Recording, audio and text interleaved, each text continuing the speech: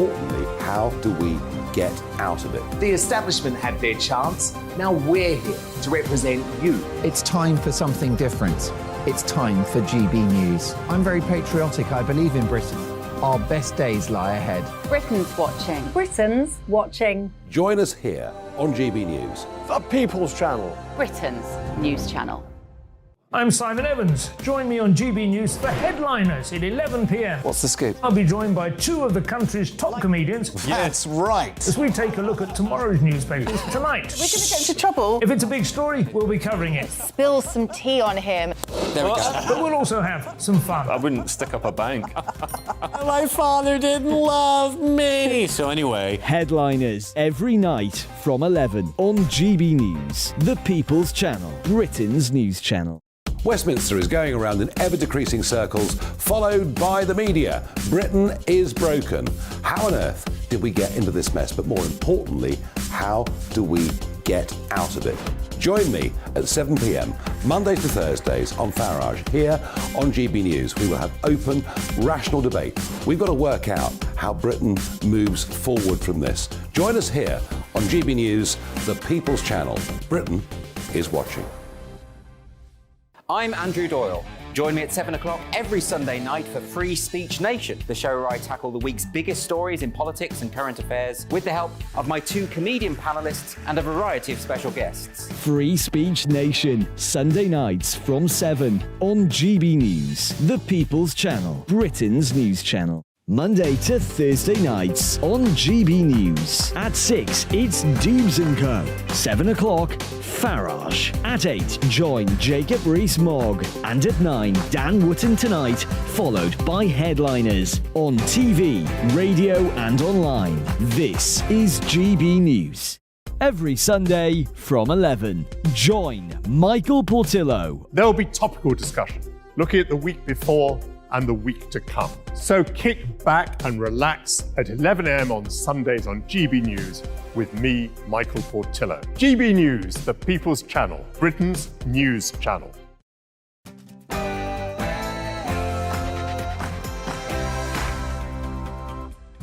No spin, no bias, no censorship. I'm Dan Wootton. Tonight, horror in the Alps. A British toddler is among the 4 very young children stabbed today after an undocumented Syrian refugee unleashed carnage in a French playground.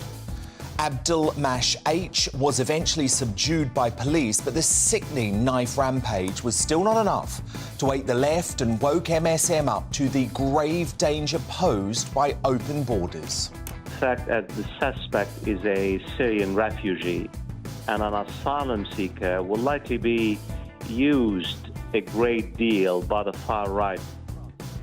Unbelievable. I'll explain why this attack proves we must stop the boats to keep our children safe. That's in my digest next, before my superstar panel weigh in. And tonight, I'm joined by Alison Pearson, Sean Bailey and Amy Nicol.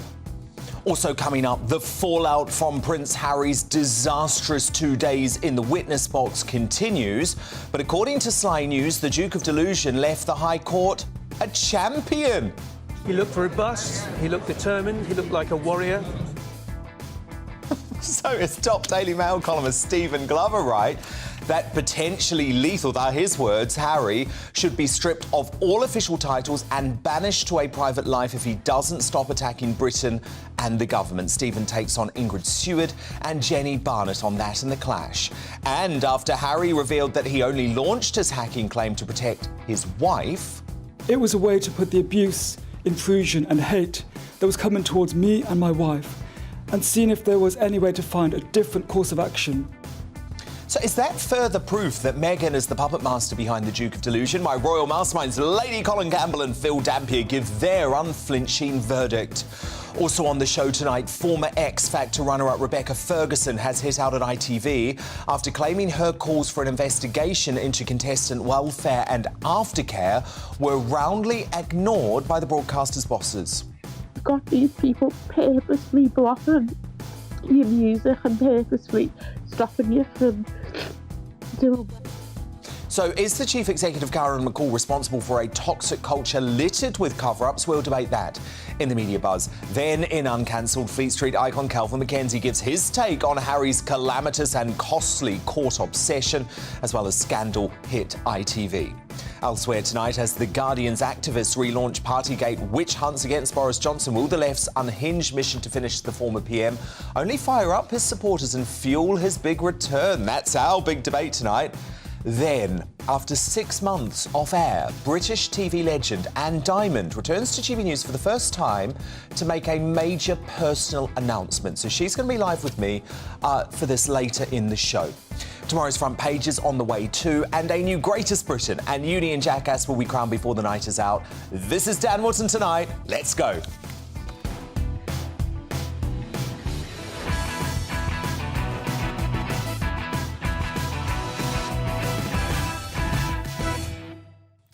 This is GB News, Britain's news channel, and it's just 1 week today until we take this show on the road to Lee with the former Prime Minister Liz Truss.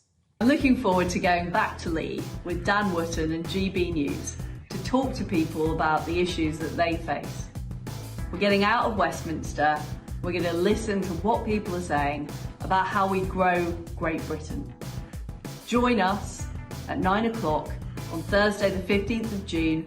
We're on GB News, me and Dan Wootton. Look forward to seeing you then. And guess what? My superstar panel are going to be with me too in Lee. They'll be with me very shortly to react to the day's news, right after the headlines with Ray Addison.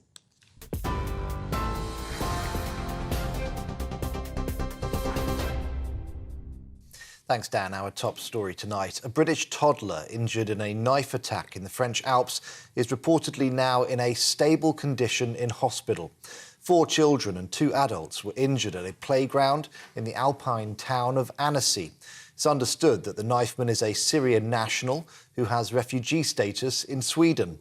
France had rejected the man's asylum demand earlier on this month. Police say he was shot in the legs whilst being arrested. French former football player Anthony Le Tallec was at the scene. He described what he saw. I saw the guy who, indeed, is coming in front of me. He's on the grass. The cops are right behind, about 5 or 10 metres behind him, and who can't catch up with him. So I move out of the way a little, and I see him going straight towards men and women, and he attacks. He attacks the old guy. He stabs him once. The cops are behind him, can't catch up with him. And I tell the cops, just shoot him, kill him, he's stabbing everybody. So he attacks once, twice, and then they start shooting. So they shoot in front of me. Well, here's what we know about the 5 victims. 4 are children all aged between 22 months and 3 years old. 2 of the toddlers and 1 adult were said to be in a life-threatening condition. Witnesses say at least 1 of the children was in a pram at the time of the attack. Prime Minister Rishi Sunak and the French President have condemned the attacker as cowardly. Well, President Biden and Rishi Sunak have announced a new economic partnership between the UK and the US. Under the new Atlantic Declaration, the countries will develop future technologies, strengthen supply chains and invest in each other's industries. During a press conference, President Biden praised the so-called special relationship, saying there is no important issue where our 2 nations are not leading together. Rishi Sunak said that the new agreement would counter threats from Russia and China. Just as we collaborate to protect our national security, so must we increasingly do the same to protect our economic security, on which our prosperity depends.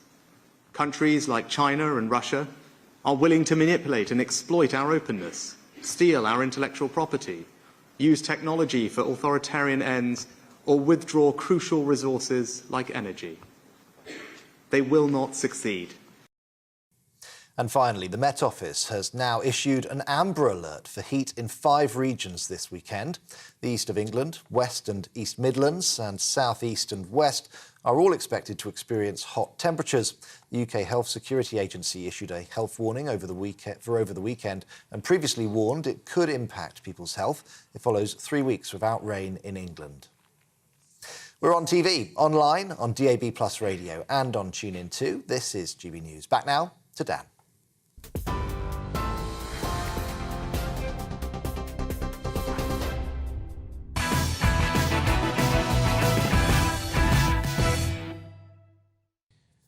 So I'm going to show you the scene this morning at 9:45 in Annecy, southeastern France, after a Syrian asylum seeker went on a sickening rampage in a playground, stabbing 4 toddlers, including a 3-year-old British girl. Just a warning, some viewers may find these images distressing.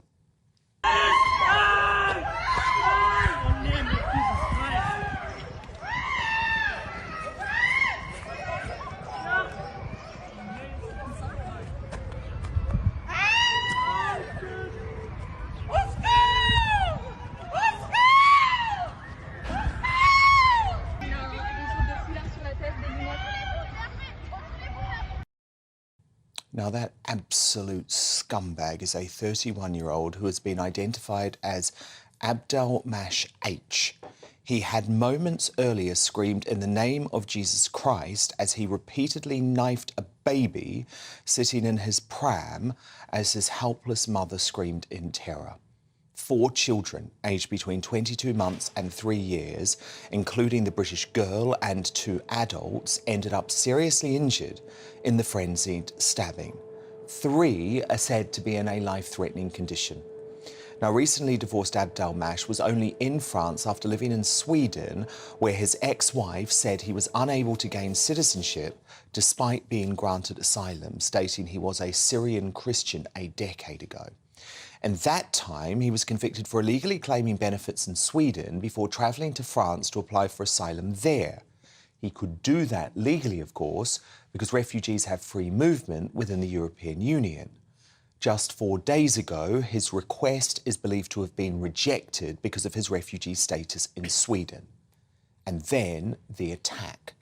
An attack which raises so many questions about the threat posed by undocumented young males who fled to the continent and now make up the vast majority of those illegally crossing the Channel in an illegal invasion of our southern border.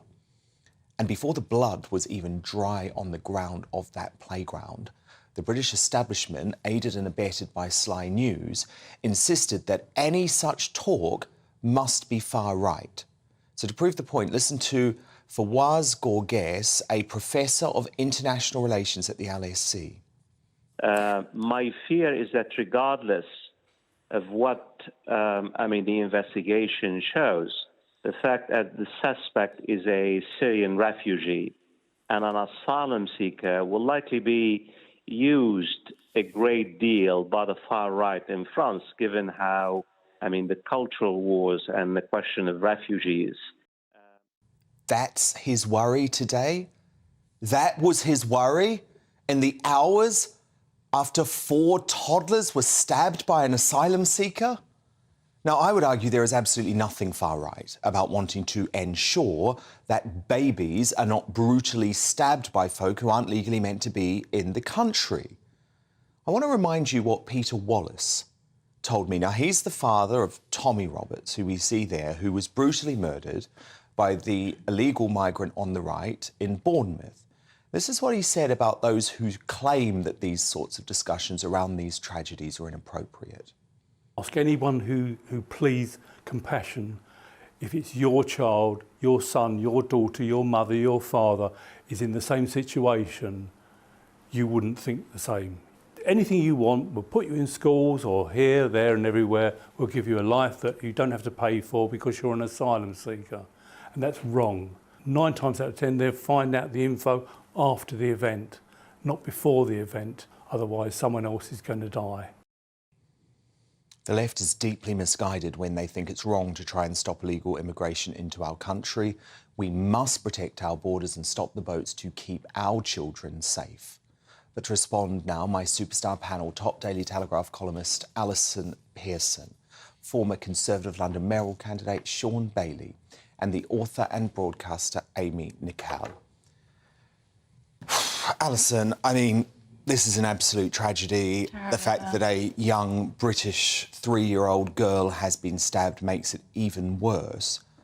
But could you believe that that academic, literally a couple of hours after the attack, immediately goes on television on Sly News and starts to try and say anyone who questions how this happened is far right?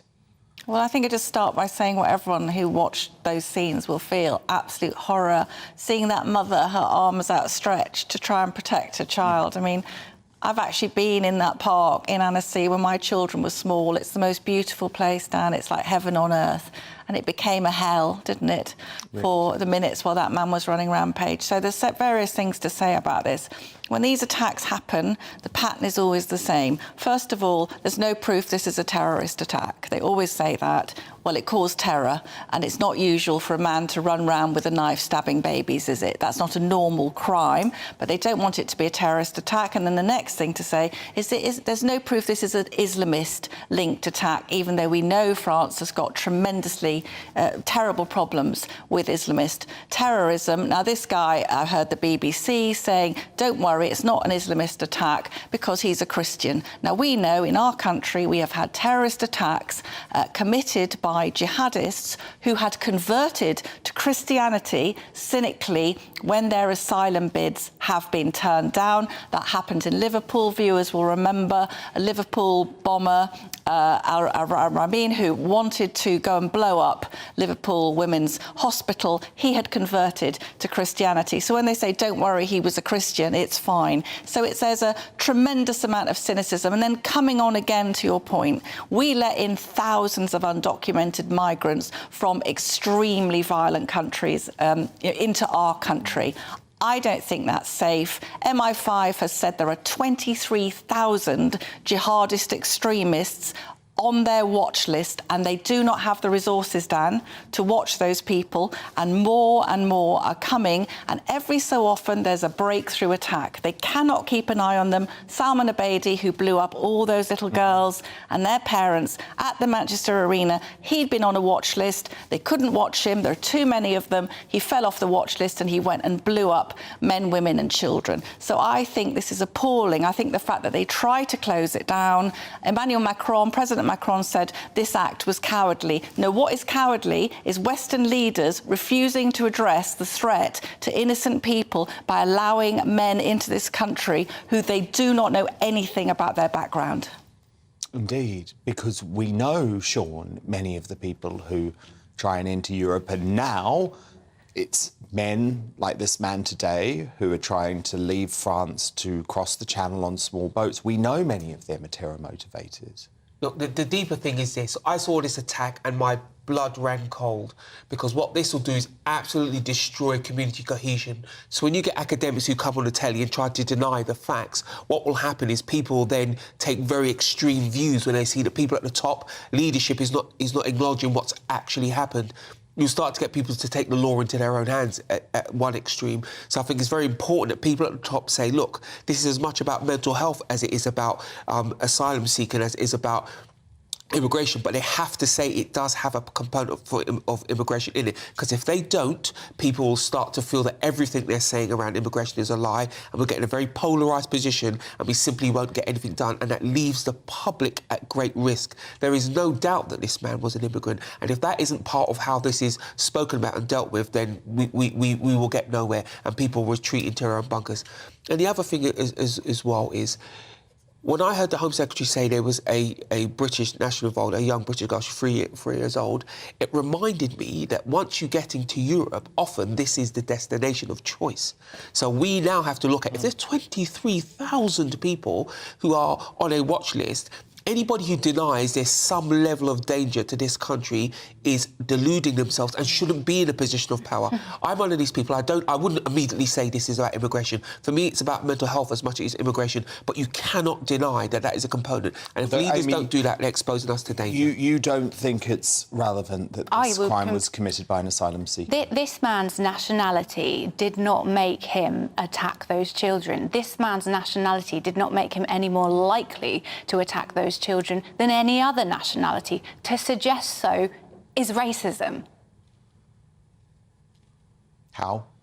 You're saying that somebody's nationality and skin colour makes them more likely to attack children. That's what you've said. No, it's not what I've said. I've never said that. What I'm talking about is the fact that that man was a risk. Cannot allow undocumented illegal migrants into our country or into Europe without knowing their background, without doing background checks, to roam free around Europe because of the EU rules, and then to get on small boats into this country. That's what I've said. It's nothing to do with anyone's race. It's to do with the fact that we can't have people invading our countries where we do not know what their background is, what their crime is. You know, go and speak to Peter Wallace, who lost his son because you know that illegal immigrant who killed Tommy Roberts was already a murderer. He was a double murderer in Serbia, Amy. So this matters. We have to know the backgrounds of these people, and you can't just throw racism at anyone who raises issues about these crimes. Unfortunately, I think that you are using this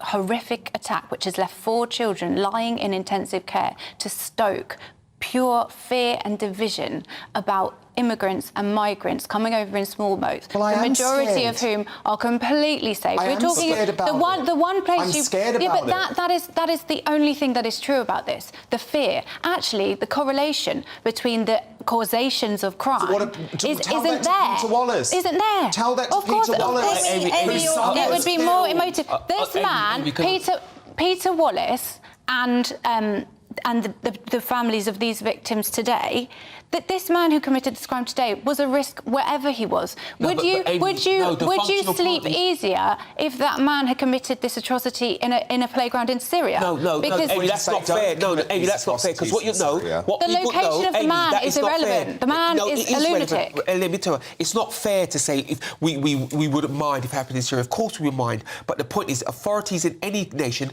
our nation, have a duty to check, to keep people safe.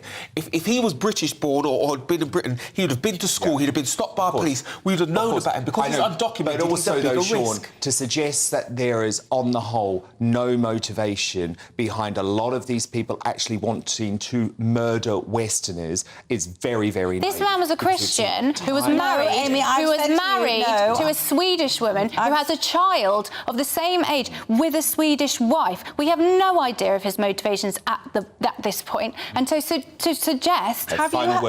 Have you heard that I've explained to you that these asylum seekers, when they've had their asylum claims turned down, they convert to Christianity? That is a known fact. And France has had scores of devastating attacks. And so have we. Amy Nicole, Sean Bailey, Alison Pearson, do stand by, because my superstar panel would be all night. But also coming up, as a former Oxfam employee claims they were forced out for showing their support for J.K. Rowling, should the disgraced organisation be referred to the Charity Commission for wading into politics? And Witicum thinks so, she's up soon. But first, in the clash after Prince Harry's disastrous 2 days in the High Court, is top Daily Mail columnist Stephen Glover right that the Prince should be stripped of all official titles and banished to a private life if he doesn't stop attacking Britain and the government? Well, Stephen takes on Ingrid Stewart and Jenny Barnett next. But what do you think? Dan at GBNews.com. Vote in our poll at GB News on Twitter. The clash, straight after the break.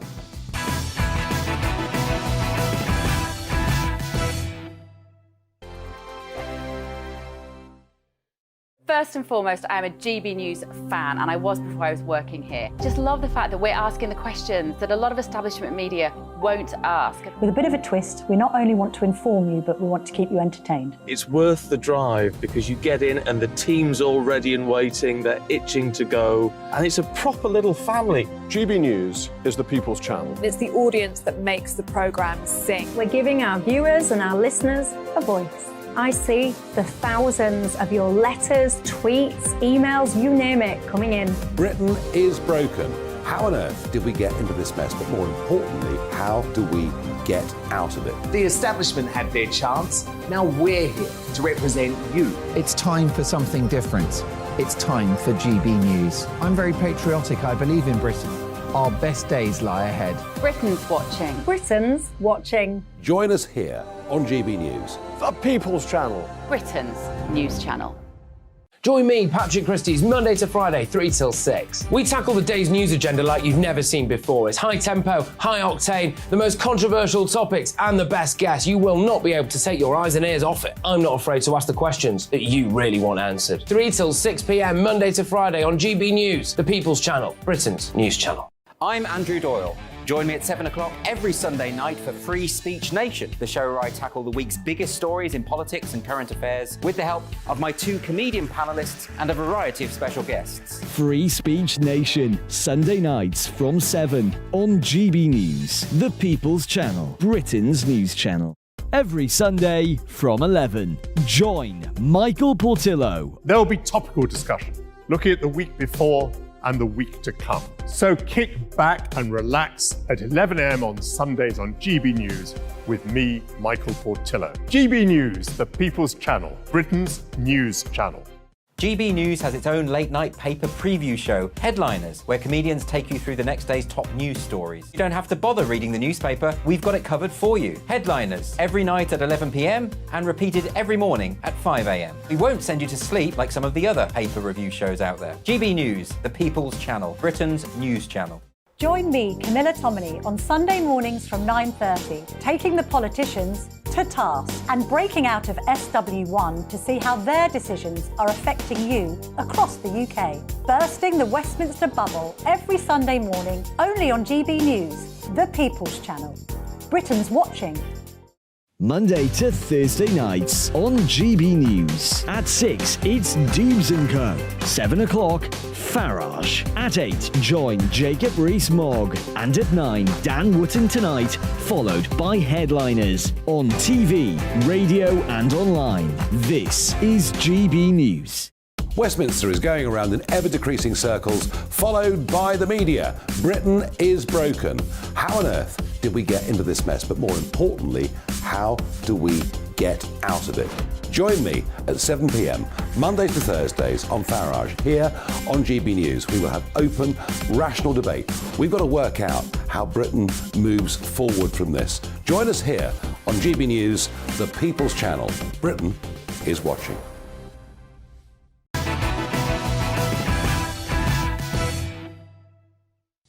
Our Royal Masterminds, Lady Colin Campbell and Phil Dampier coming up, but first the clash. And Prince Harry's reputation hit rock bottom yesterday after his disastrous 2 days in the High Court came to a close. Here's a selection of his most calamitous moments. I'm not entirely sure. I'd be speculating. Like most of them, I can't recall. It could have been happening on a daily basis. I simply don't know. I'm quite busy with other litigation, my lord. I'm just speculating. I can't be sure of how much of it I read or which ones I didn't. Are you aware of any evidence to show this? No, that's part of the reason I'm here, my lord. One of his most scathing attacks came in his witness statement after he broke royal protocol by taking aim at the government. Watch. On a national level, as at the moment, our country is judged globally by the state of our press and our government, both of which I believe are at rock bottom. Democracy fails when your press fails to scrutinise and hold the government accountable, and instead choose to get into bed with them so that they can ensure the status quo. Now, reacting to that bombshell, top Daily Mail columnist Stephen Glover branded the prince potentially lethal and King Charles's #1 problem, writing, "If Harry carries on his facile assault on our elected government, Charles must banish him to private life." What do you think? Do you agree that Harry should be stripped of all official titles and banished to a private life if he doesn't stop attacking Britain and the government? Email me, dan@gbnews.com. Our poll running now at GB News on Twitter. But doing battle on this now, well, the man himself, star Daily Mail columnist Stephen Glover, the actress and broadcaster Jenny Barnett, and the editor-in-chief of Majesty Magazine, Ingrid Stewart. Well, Stephen Glover, I have to say, I completely agree with you, because Harry is putting the royal family at risk now, isn't he? He's putting the royal family at risk, and not for the first time. I mean, you know, if he was Mr. Sussex or Mr. Wales, he can say what he likes. He's free to say what he likes. I happen to think that what he said was largely incoherent and nonsensical and didn't really stand up to scrutiny. But as a private individual, he's free to say what he wants. As a member of the royal family, which he still is, he's not. There's a convention that members of the royal family do not engage in politics in any way. And that's something which goes back at least 200 years. That's the basis of our constitutional monarchy. Politics are separate from the royal family, and that's protected the royal family, and it protects politicians. And he has just driven a coach and horses through that. in a way that just hasn't happened before. It's quite remarkable. And unless he agrees to stop, there's only one alternative. And that alternative is to just say, OK, if you want to speak out, if you want to attack the monarchy, if you want to attack politicians, if you want to attack the government, fine. But you can't do it as a member of the royal family. And he's not going to stop. He's not going to stop Ingrid Stewart, is he? So isn't Stephen right? He has actually done this before. He called the America's First Amendment bonkers. Yeah. Well, that didn't do him any favours in America, but he is a member of the royal family, but he's not a working member of the royal family, and he has essentially banished himself to a private life anyway. So although I think what Stephen wrote is really interesting and absolutely right, that I think that Harry is already in that place that Stephen suggested his father should push him into, which his father never would, because he is not that kind of character. And obviously he doesn't want to completely alienate his son, because a completely alienated Harry is almost more dangerous than a half alienated Harry. So Harry has dabbled in politics before. He shouldn't, of course he shouldn't, but I think that he's far enough removed from the workings of the everyday monarchy for people not to get too upset about this. Jenny Bunnett, you completely disagree with Stephen, don't you? You think this is great that Harry has reclaimed his voice and has taken political stands. Can't he just do it as a private citizen then, Jenny? I don't think... Listen, I think we've moved on. I think Harry, as a Republican, I don't care what he says as a royal, but I do care that free speech is a cornerstone of our democracy. The royal family have always been an embarrassment, from Henry VIII through to Edward VII, to even our own king and Queen Camilla when they were involved in the scandal with sanitary products. But Harry is fighting for his life. He's traumatized by the very organs that are now creating another trauma. And I think that he has every right to fight for himself, his wife, for however long that's going to last, his sanity, and for the country. I mean, William Shakespeare would be shouting, "The game's afoot, cry God for Harry, England and St George." I think we need to leave him alone. If he can prove that the hackers hacked and the Dirty Tricks Brigade have indeed been dirty in their trickery, he can't prove that. I say good luck to him. Jenny, firstly, we can't prove that because he's just been in the witness box for 2 days and shown that he doesn't have a modicum of evidence. But Stephen Glover, I just want you to respond to Jenny on that point of free speech, because does she have a point that Harry, now that he has left his role as a working royal, should be allowed to comment simply as a free speech issue? No, I don't think she does, because he is seen as a member of the royal family. That's how he's seen. He still has a title. He's still, you've got all, he may not be a working royal, but he's seen as a member of the royal family. That's his status.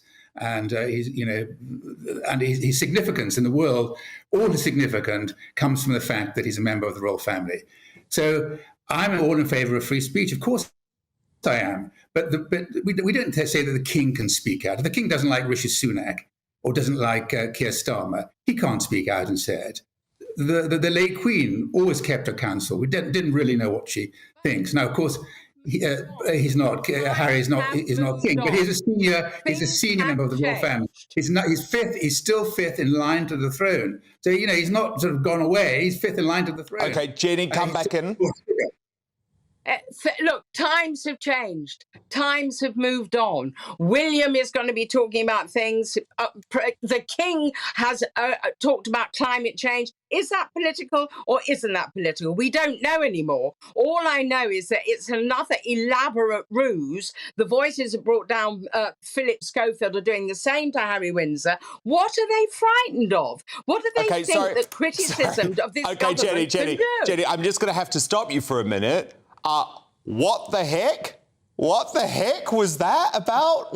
How on earth are you linking Prince Harry's phone hacking case to the fact that Philip Schofield resigned over an inappropriate relationship with a young runner on This Morning that he didn't tell his bosses about? because it becomes an elaborate diversion for a government that doesn't know what it's doing, for a press that's lost its way.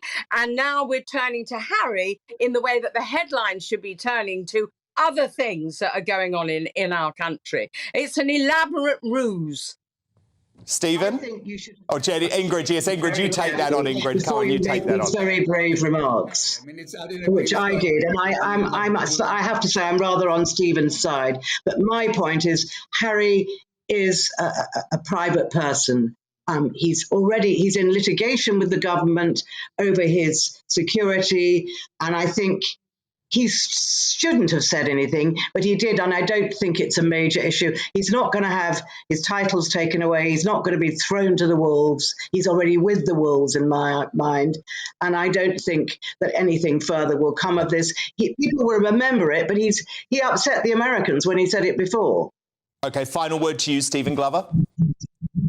Well, I'm afraid as long as he's a member of the royal family, he must observe the conventions, and the convention, which goes back at least 200 years, is members of the royal family do not criticise politicians. They do not make public... They don't criticise the royal family, actually. That's another thing. There's another convention which he breaks. He must either play by the rules or just become Mr. Ordinary, Mr. Wales. Stephen Glover, Jenny Barnett, Ingrid Seward. That was a spirited clash. Thank you all so much. But who do you agree with? Should Prince Harry be stripped of all official titles and banished to a private life coping rights? I think the majority of the British public would be very happy with this outcome. Yep. Lee says, we've been calling on this for months. Let him stand on his own 2 feet since he despises his nation and his family so much. And from Hazel, this is via the email, I think Prince Harry and his wife should be stripped of their Duke and Duchess titles. I realise he is still the son of the king, so keeps his prince title, but his kids should not have titles, and your verdict is now in. 77% of you agree that Prince Harry should be stripped of his titles. 23% of you still want him to have a major role in public life. Coming up, as Harry reveals that he only started his hacking claim to protect his wife, is that further evidence that Meghan is the puppet master behind the Duke of Delusion? My Royal Masterminds lady, Colin Campbell and Phil Dampier, they have exclusive reporting on this, so don't go anywhere. But first, as a former Oxfam employee claims they were shown the exit after giving their support to J.K. Rowling over her trans views, should the disgraced organisation now be referred to the Charity Commission for wading into woke politics? Well, Anne Witicum thinks so. She's going to tell me why straight after this.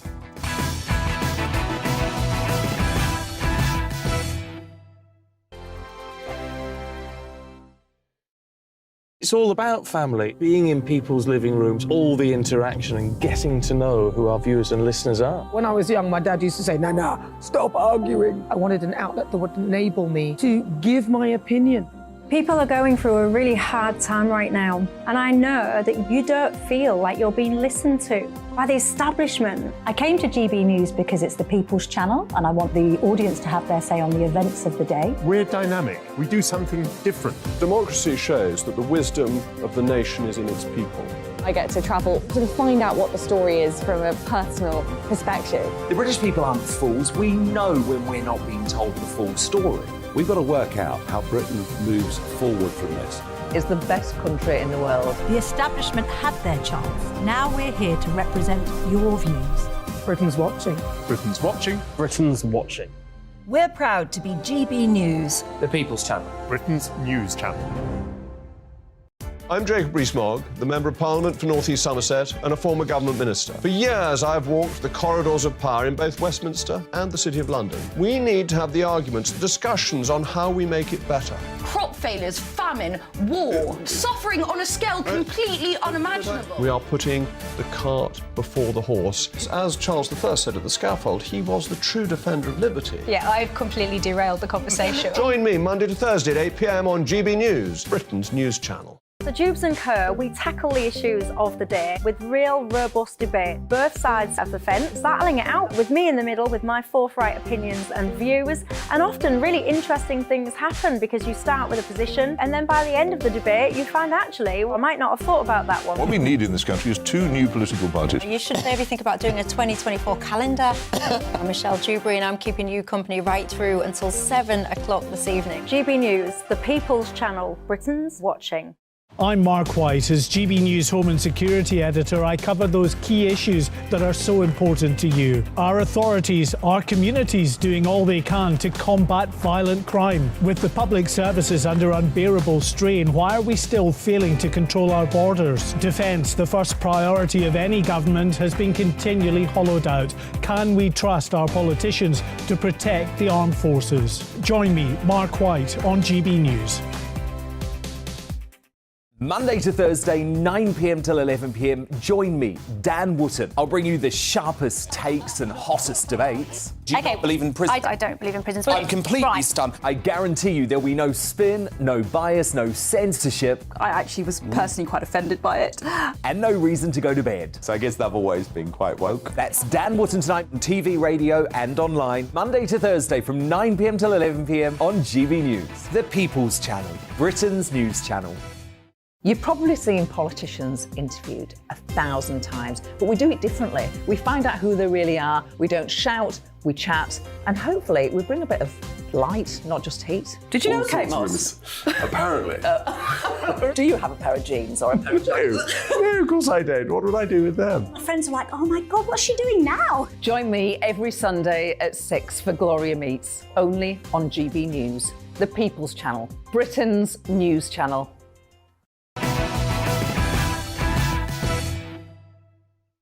My Royal Masterminds, Lady Colin Campbell and Phil Dampier on the way with all of the fallout from Harry's disastrous 2 days in the witness box. But now it's time for Big Witty Style with former Tory Minister Anne Witicum.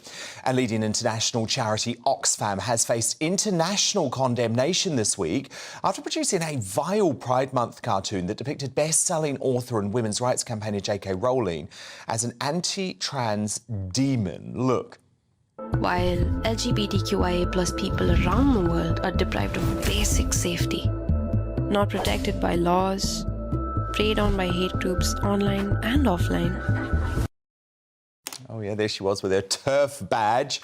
And in a backtrack that's fooling nobody, Oxfam insisted last night that there was no intention to have portrayed any particular person or people. Now, the militant trans lobby has clearly been infiltrating Oxfam for some time, as a female former employee told how she was driven out of her job at the charity after daring to suggest that they should continue stocking Rowling's books. In a message posted to Oxfam's internal LGBTQ+ group, the employee asked, "Can you explain why Rowling is transphobic, or why the book is transphobic? We are selling books from paedophiles and rapists. We are selling religious books. Stopping selling something we don't like is called censorship and is the opposite of freedom of speech." Now, with charities supposed to stay out of politics, our very own Anne Witicum is now calling for Oxfam to be referred to the Charity Commission for wading in to the gender wars. Because, Anne, this is surely not the role of Oxfam. No, I mean, they've so departed from their original role that it's difficult to recognise them. I mean, they were set up and they were an admirable organisation. They were set up to relieve poverty, especially in the third world.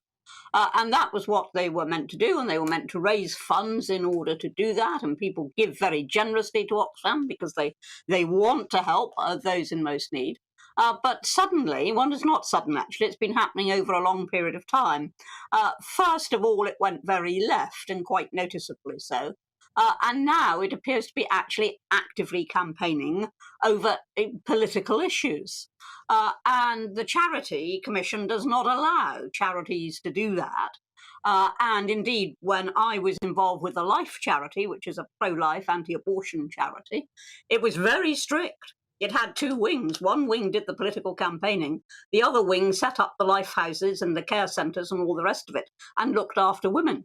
The charitable wing was recognised by the Commission. The political wing certainly wasn't, and they could not mix the two, while Oxfam seemed to me to be crossing a line. And isn't there something extraordinary with how the left just brand J.K. Rowling as an anti-trans TERF now? Because actually, if you do any research into what Rowling said, she's about the protection of women and single-sex spaces as a victim herself of really terrible domestic violence. I have never been able to find one example, one piece of evidence, one iota of anything anti-trans to come out of the mouth of J.K. Rowling. No, nor can I, and I can't fathom it at all. And people like Germaine Greer are also, in their sights, who is a feminist icon, somebody who really fought for the rights of people.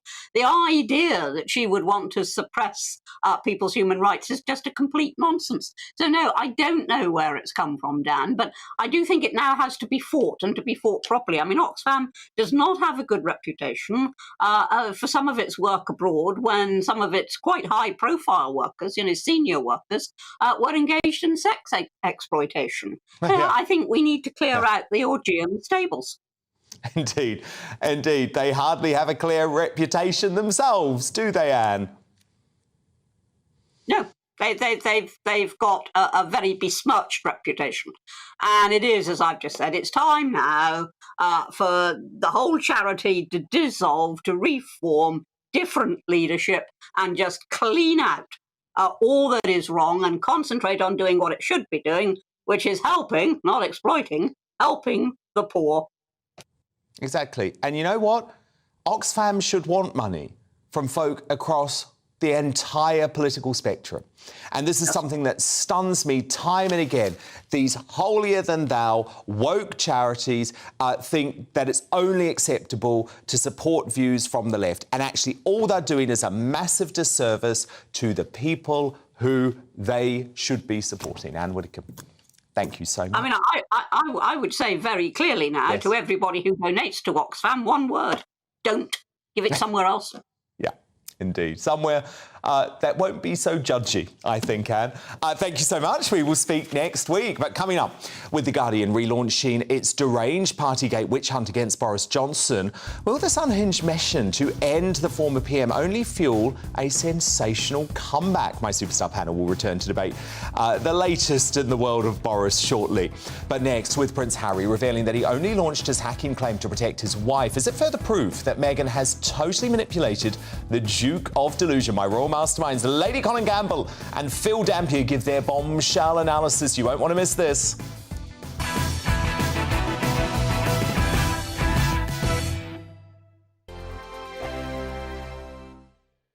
I joined GB News because I was sick and tired of not hearing my views being represented, not just mine, but so many people that I knew and spoke to. I just couldn't get my voice out there. I couldn't say anything. I couldn't do anything. Whatever the narrative was, I kind of had to follow it. GB News is there to provide a voice for those who have been ignored by the establishment media. We think different things. We've got a different style. GB News is here to be optimistic and positive about the future. It's real kind of dynamic and flowing, with the audience very much at the heart of it, like a big family.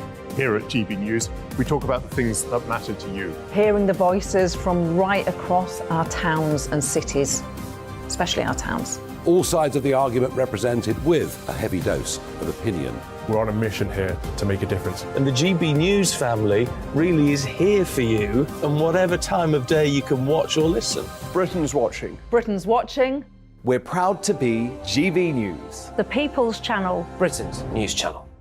I'm Mark White. As GB News Home and Security Editor, I cover those key issues that are so important to you. Our authorities, our communities doing all they can to combat violent crime. With the public services under unbearable strain, why are we still failing to control our borders? Defence, the first priority of any government, has been continually hollowed out. Can we trust our politicians to protect the armed forces? Join me, Mark White, on GB News. Monday to Thursday, 9 p.m. till 11 p.m. Join me, Dan Wootton. I'll bring you the sharpest takes and hottest debates. Do you not believe in prison? I don't believe in prisons. I'm completely stunned. I guarantee you there'll be no spin, no bias, no censorship. I actually was personally quite offended by it. And no reason to go to bed. So I guess they've always been quite woke. That's Dan Wootton tonight on TV, radio and online. Monday to Thursday from 9 p.m. till 11 p.m. on GB News. The People's Channel, Britain's news channel. You've probably seen politicians interviewed 1,000 times, but we do it differently. We find out who they really are, we don't shout, we chat, and hopefully we bring a bit of light, not just heat. Did you know Kate Moss? Apparently. Do you have a pair of jeans or a pair of jeans? No, of course I don't. What would I do with them? My friends are like, oh my God, what's she doing now? Join me every Sunday at 6 for Gloria Meets, only on GB News, the People's Channel, Britain's news channel. Start the day with GB News. We catch up on all the big stories you didn't hear the night before. And take a look at what the world's talking about this morning. That's right, Monday to Thursdays from 6 o'clock. It's Breakfast with Eamon and Isabel. Straight after breakfast, join us, Bev Turner and Andrew Pearce. We're going to take you through till noon. We'll be tackling the big topics of the day, including the things that the other channels just won't talk about. If it's happening here. Wake up to mornings on GB News, the People's Channel. Britain's news channel.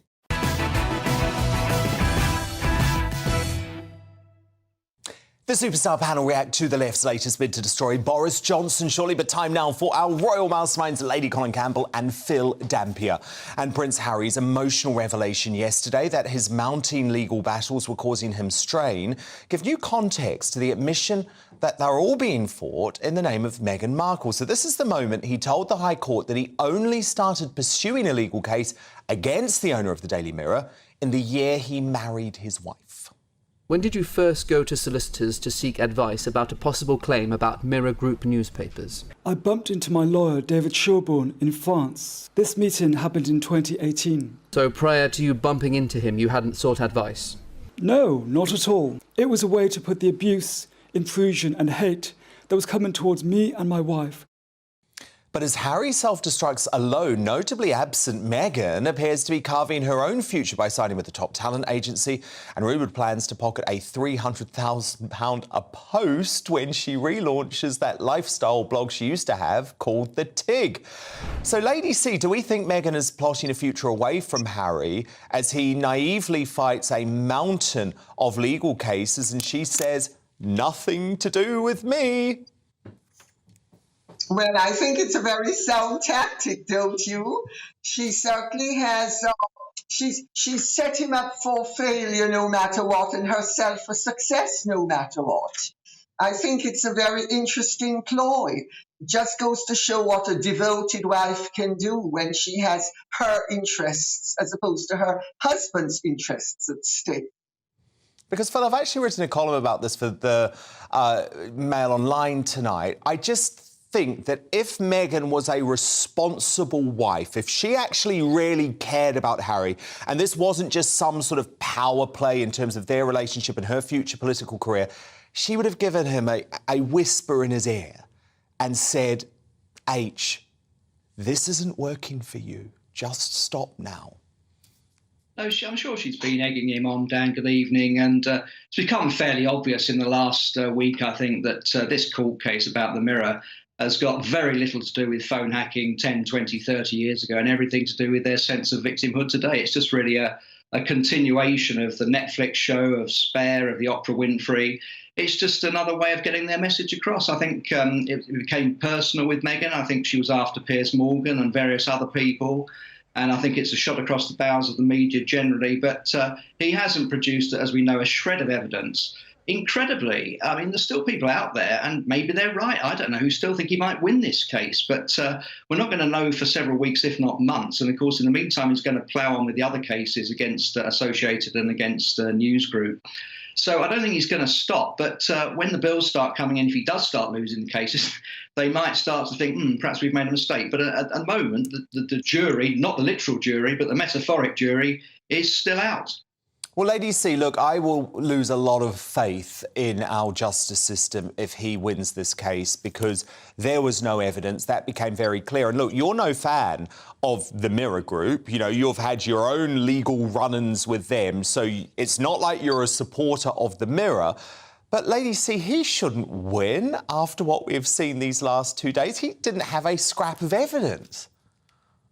If Mr. Justice Fancourt finds on the evidence and according to the law, Harry cannot win. On the other hand, if Mr. Justice Fancourt has political sympathies that accord with Harry's and he wishes to bring in a privacy law, not through the legislative process, but through the legal process, Harry might well win some. There is no way on this earth, unless Mr. Justice Fancourt is totally corrupt, which I'm sure he is not, that Harry can win hands down. He might win 1 or 2 but the likelihood of winning substantially is very remote, even if Mr. Justice Fancourt is in favour of Harry's political agenda. Because make no mistake about it, this is not just about defamation, and Harry is using things that have happened to him to try to shut down the press and to try to erode freedom of speech in this country. And he has gone about it in actually a very clever way, because if he wins or if he loses, he can say he has positioned himself to be a supporter of the rights of the individual versus a malignant press. Except, of course, the press has not been malignant to Harry. And you're absolutely right. I mean, a few weeks ago, I settled with the Mirror. They had to cough up hundreds of thousands of pounds. And I tell you, they would have had to cough up they'd have had to have coughed up a lot more if they felt that they were going to lose this case. The fact that they have fought it and continue to fight it means that they have been advised that they will most likely win it.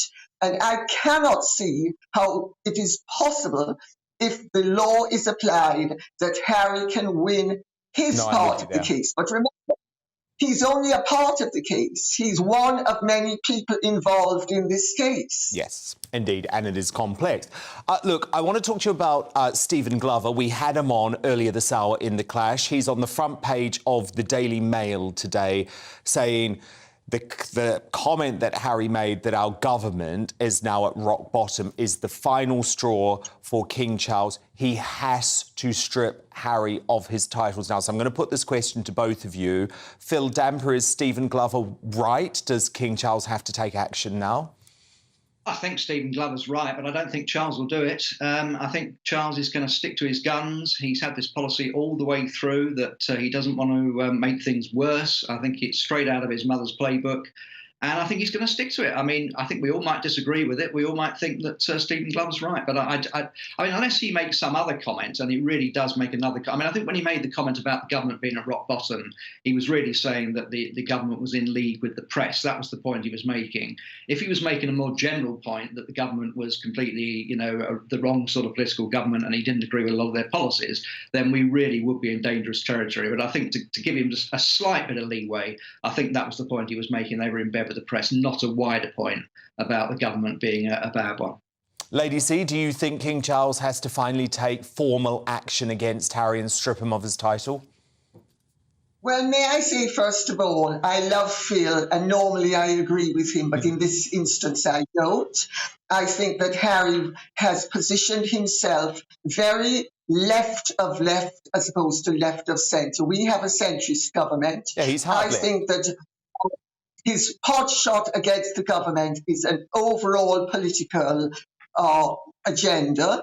And I also think that Charles will not, because Charles is doing the typical thing that parents who love their drug-addicted and drug-damaged children do. Let go and let God. Do not intervene. Let it all play out. Now, this, of course, is the responsible thing to do on a personal level.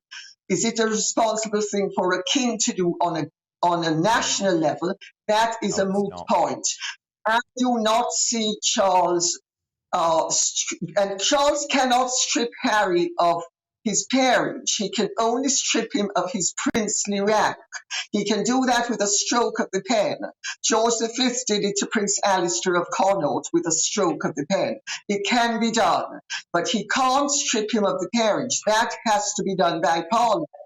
And I don't think there is much of a will in either political party to strip Harry of his title. No, they don't want to go there.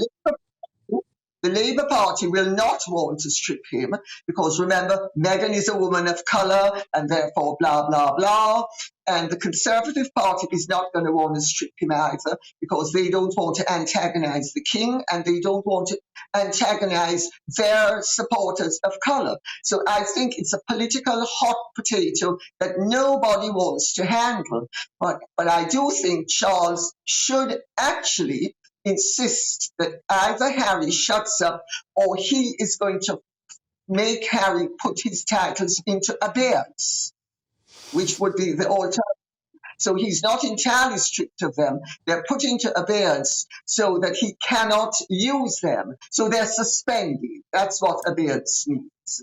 And what a good idea. Who knows What a good idea. Lady Colin Campbell, you've been with us all week. Fascinating analysis. Phil Dampier, thank you too. We will speak to you both next week. But coming up, after 6 months off air, British TV legend Anne Diamond returns to GB News for the first time to make a major personal announcement shortly.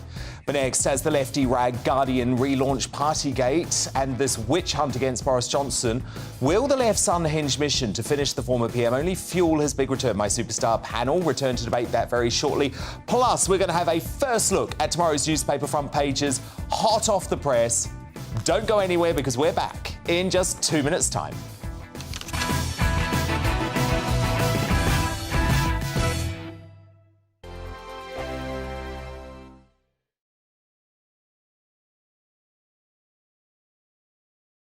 First and foremost, I am a G won't ask. With a bit of a twist, we not only want to inform you, but we want to keep you entertained. It's worth the drive because you get in and the team's all ready and waiting, they're itching to go, and it's a proper little family. GB News is the people's channel. It's the audience that makes the programme sing. We're giving our viewers and our listeners a voice. I see the thousands of your letters, tweets, emails, you name it, coming in. Britain is broken. How on earth did we get into this mess? But more importantly, how do we get out of it? The establishment had their chance. Now we're here to represent you. It's time for something different. It's time for GB News. I'm very patriotic. I believe in Britain. Our best days lie ahead. Britain's watching. Britain's watching. Join us here on GB News. The People's Channel. Britain's news channel. I'm Simon Evans. Join me on GB News for Headliners at 11 p.m. What's the scoop? I'll be joined by two of the country's top comedians. That's right. As we take a look at tomorrow's newspapers tonight. We're going to get into trouble. If it's a big story, we'll be covering it. Spill some tea on him. There we go. But we'll also have some fun. I wouldn't stick up a bank. My father didn't love me. So anyway. Headliners every night from 11 on GB News, the People's Channel, Britain's news channel. Westminster is going around in ever-decreasing circles, followed by the media. Britain is broken. How on earth did we get into this mess? But more importantly, how do we get out of it? Join me at 7 p.m, Mondays to Thursdays on Farage, here on GB News. We will have open, rational debate. We've got to work out how Britain moves forward from this. Join us here on GB News, the People's Channel. Britain is watching.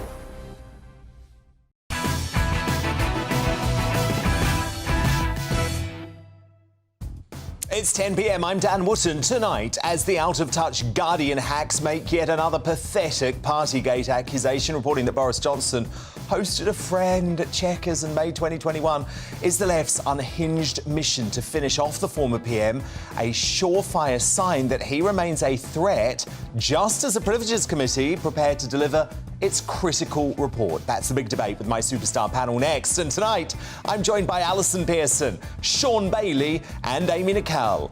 Meanwhile, Sly News was literally salivating over the Duke of Sussex yesterday. He looked robust, he looked determined, he looked like a warrior.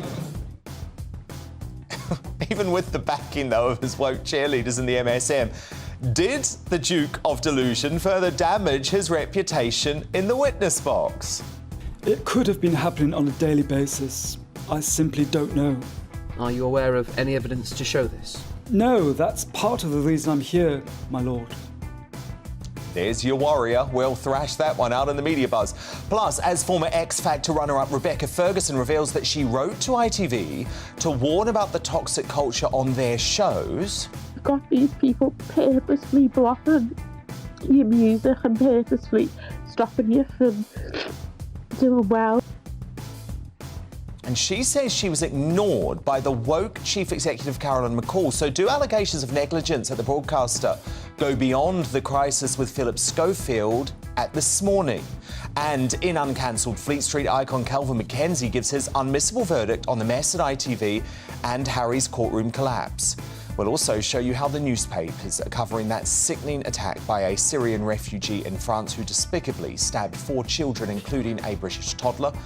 And after 6 months off air, British TV legend Anne Diamond returns to GB News for the first time to make a major personal announcement.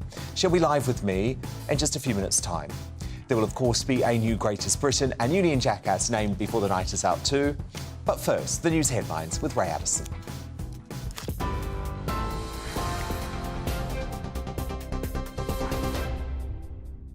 Thanks, Dan. Our top story tonight. A 3-year-old British girl injured in a knife attack in the French Alps is reportedly now in a stable condition in hospital. 4 children and 2 adults were injured at a playground in the alpine town of Annecy. It's understood that the knifeman is a Syrian national who has refugee status in Sweden. France had rejected the man's asylum demand earlier this month. Police say he was shot in the legs whilst being arrested. French former football player Anthony Le Talec was at the scene. He described what he saw. I saw the guy who, indeed, is coming in front of me. He's on the grass. The cops are right behind, about 5 or 10 metres behind him, and who can't catch up with him. So I move out of the way a little, and I see him going straight towards men and women, and he attacks. He attacks the old guy. He stabs him once. The cops are behind him, can't catch up with him. And I tell the cops, just shoot him, kill him. He's stabbing everybody. So he attacks once, twice, and then they start shooting. So they shoot in front of me. So here's what we know about the 6 victims. 4 are children, all aged between 22 months and 3 years old. The adults are pensioners. 2 of the toddlers and 1 of the adults were said to be in a life-threatening condition. Witnesses say at least 1 of the children was in a pram at the time of the attack. Prime Minister Rishi Sunak and the French President have condemned the attacker as cowardly. President Biden and Rishi Sunak have announced a new economic partnership between the UK and the US. Under the new Atlantic Declaration, the countries will develop future technologies, strengthen supply chains and invest in each other's industries. Now, during a press conference, President Biden praised the so-called special relationship, saying there is no important issue where our 2 nations are not leading together. Rishi Sunak said that the new agreement would counter threats from Russia and China. Just as we collaborate to protect our national security, so must we increasingly do the same to protect our economic security, on which our prosperity depends. Countries like China and Russia are willing to manipulate and exploit our openness, steal our intellectual property, use technology for authoritarian ends, or withdraw crucial resources like energy. They will not succeed. And the Met Office has now issued an amber alert for heat in 5 regions this weekend. The east of England, West and East Midlands, the south east and the west are all expected to experience hot temperatures. The UK Health Security Agency issuing a health warning over the weekend and previously warning it could impact people's health. It follows 3 weeks without rain in England. We're on TV, online, on DAB+ radio and on TuneIn too. This is GB News. Back now to Dan.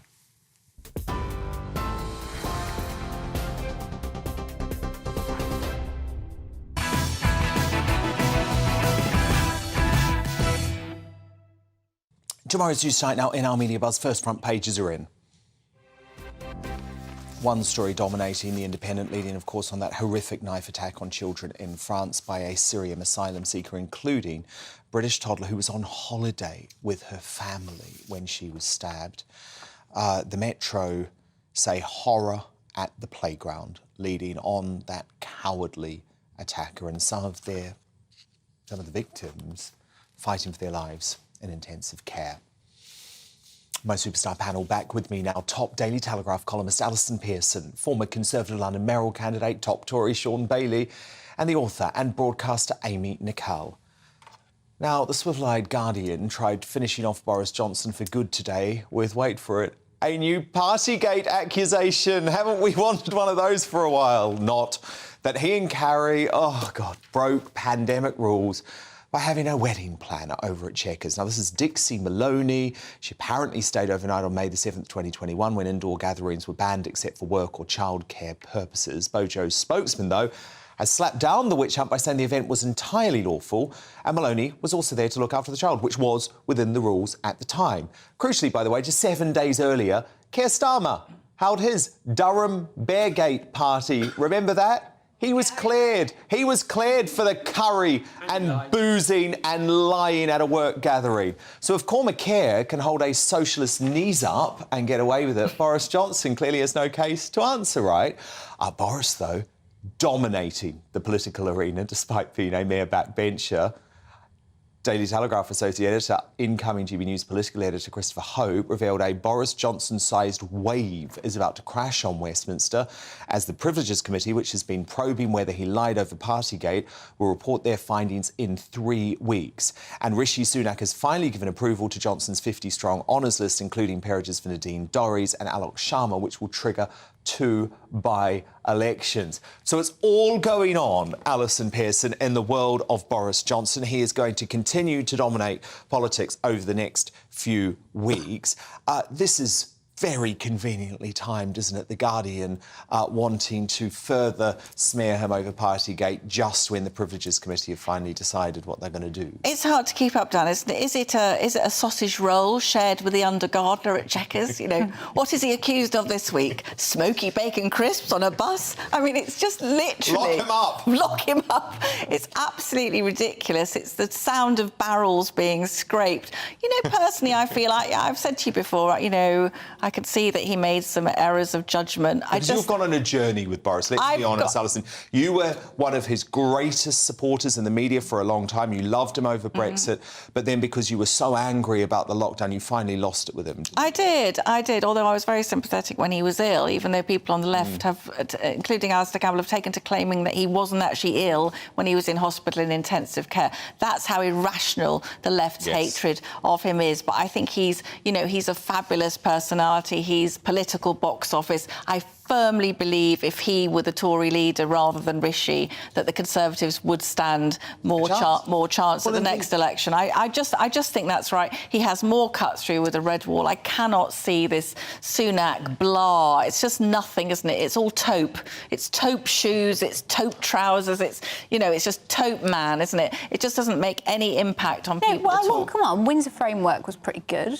I mean, I don't want to vouch for Rishi too much, but that was good. Oh, I have to say... He's doing good with Biden. I have to say, Sean Bailey, he is an improvement. The fact that Amy Nicole is standing up for Rishi Sunak... I'm not standing up for him. Everything you need to know about why Rishi Sunak is awful. People in Hartlepool aren't saying, oh, have you seen that Windsor Framework? That really inspired me. Do you know what? I have to say, Amy, I saw his press conference earlier tonight with Joe Biden, and I longed for the days of Ronald Reagan and Margaret Thatcher on the world stage together. God. This was an embarrassment. Biden didn't even know that Sunak was Prime Minister. He actually called him President. He forgot the Australian Prime Minister's name. And then Rishi Sunak started his prepared lines talking as if we were all kindergarten kids.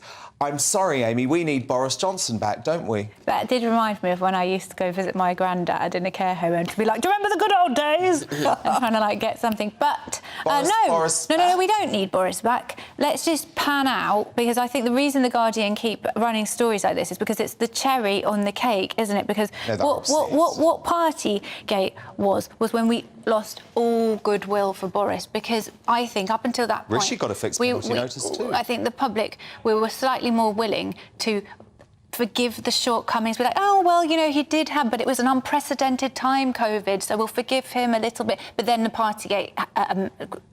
Look, they're scared of him, aren't they, Sean, though? They're scared of him. They remain scared of him. There's a different angle as well. They're making him relevant. They've pushed so much stuff his way that people are starting to think, hold on, and I thought we dealt with this. Why are you pursuing this man? And it's beginning to look like a vendetta. And the great British public like to support an underdog, and Boris is the most connective of underdogs. Yeah. So harassing this way... Harassing? Yeah, that's what it feels like. We're in the middle of the COVID inquiry. No. It's quite newsworthy. But the point is, they've made the COVID inquiry about Boris. It should be about COVID. And all of these things in a normal person's mind, on the way to work, on the bus, driving the car, thinking, why are we still talking about Boris? Because he was in charge of those rules. That's the problem. They've attacked no him so much. Talking about Warmergate. No one's talking about Rishi Sunak's fixed penalty notice. And I don't give a damn about it. What does have to stop, though, is the witch hunt against Boris. But can you call him Beer Starmer? Scandal engulfing ITV, which is raging on. And moving, actually, from Philip Schofield and This Morning to The X Factor. Now, bosses at the Woke broadcast are facing accusations from Simon Cowell's runner-up, Rebecca Ferguson, remember her, great singer, that they ignored bombshell letters she sent the chief executive, Carolyn McCall, in 2021 with concerns about contestant welfare and post-show aftercare, claiming she had been subject to NDAs and gagged from speaking about ITV's toxic culture. Sobbing Rebecca took to Twitter last night to reveal her heartache at what she has called a cover-up. Just because it's been so hard, like when I've been like trying, like when you release art and you're trying to be creative and you've got these people purposefully blocking your music and purposefully stopping you from doing well. Now, let's not forget, I revealed a whistleblower also went to McCall in 2020 to alert them to Philip Schofield's relationship with a young male runner. They were also ignored. Now, McCall will appear before MPs next week to explain the Schofield saga. But, I mean, this now seems to be a toxic culture, Alison Pearson, of cover-ups. And it's so ironic, given that McCall has presented herself as a holier-than-thou woke figure who can do no wrong. I really think she should go. I mean, it stinks to high heaven, doesn't it? And what we notice is that lots of protection for Philip Schofield. He was their sort of golden goose, wasn't he? And then apparent neglect of people like Rebecca Ferguson, other contestants in these big money shows for ITV. The minute they've finished, signed up to a management company, really serious allegations from Rebecca Ferguson of abuse, being made to sign these very draconian NDA agreements, so she can't even speak out. The fact she has spoken out, even though she signed the NDA, showed how strongly she feels. Carolyn McCall wouldn't respond to her. She passed her on to the Chief Operating Officer, a sidekick who said there was no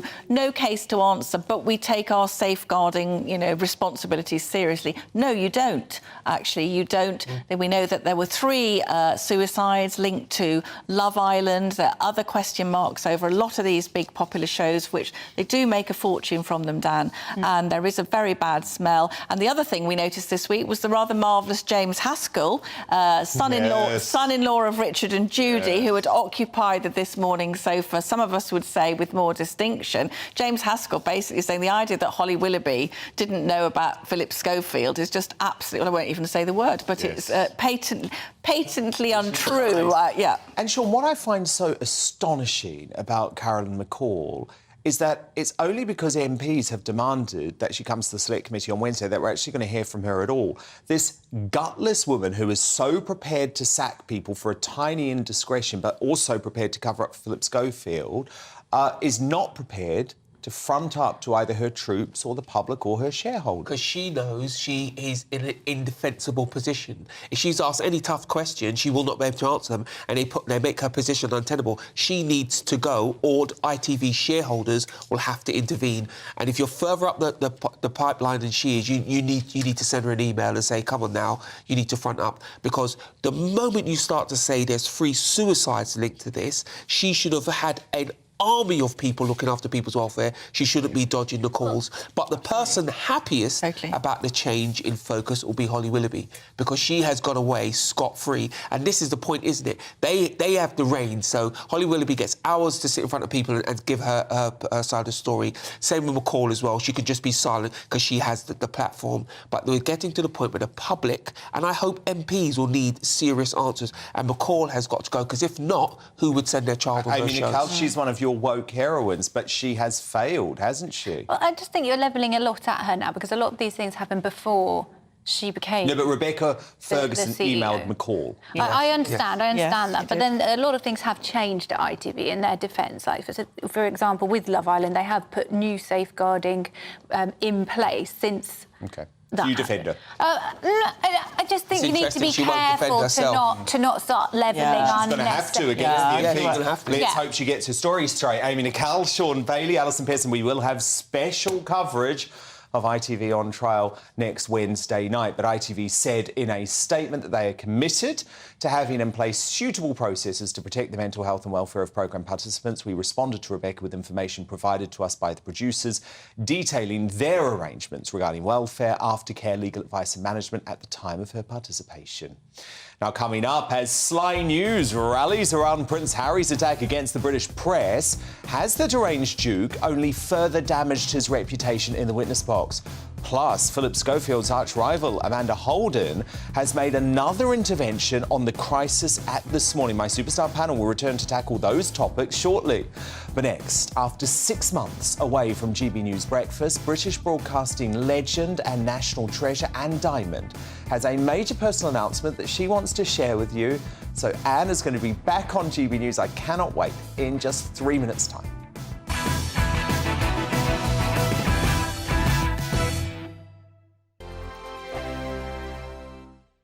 It's all about family, being in people's living rooms, all the interaction and getting to know who our viewers and listeners are. When I was young, my dad used to say, Nana, stop arguing. I wanted an outlet that would enable me to give my opinion. People are going through a really hard time right now, and I know that you don't feel like you're being listened to by the establishment. I came to GB News because it's the people's channel, and I want the audience to have their say on the events of the day. We're dynamic. We do something different. Democracy shows that the wisdom of the nation is in its people. I get to travel to find out what the story is from a personal perspective. The British people aren't fools. We know when we're not being told the full story. We've got to work out how Britain moves forward from this. It's the best country in the world. The establishment had their chance. Now we're here to represent your views. Britain's watching. Britain's watching. Britain's watching. We're proud to be GB News. The People's Channel. Britain's news channel. I'm Jacob Rees-Mogg, the Member of Parliament for North East Somerset and a former government minister. For years, I've walked the corridors of power in both Westminster and the City of London. We need to have the arguments, the discussions on how we make it better. Crop failures, famine, war, suffering on a scale completely unimaginable. We are putting the cart before the horse. As Charles I said at the scaffold, he was the true defender of liberty. Yeah, I've completely derailed the conversation. Join me Monday to Thursday at 8 p.m. on GB News, Britain's news channel. So Jubes and Kerr, we tackle the issues of the day with real, robust debate. Both sides of the fence, battling it out with me in the middle with my forthright opinions and views. And often really interesting things happen because you start with a position and then by the end of the debate you find actually, well, I might not have thought about that one. What we need in this country is 2 new political parties. You should maybe think about doing a 2024 calendar. I'm Michelle Dewberry and I'm keeping you company right through until 7 o'clock this evening. GB News, the People's Channel, Britain's watching.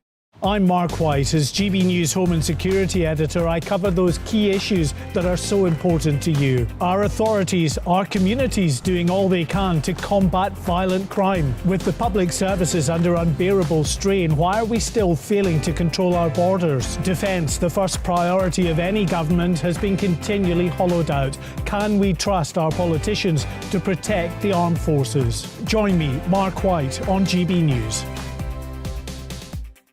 Monday to Thursday, 9 p.m. till 11 p.m. Join me, Dan Wootton. I'll bring you the sharpest takes and hottest debates. Do you not believe in prison? I don't believe in prisons. I'm completely stunned. I guarantee you there'll be no spin, no bias, no censorship. I actually was personally quite offended by it.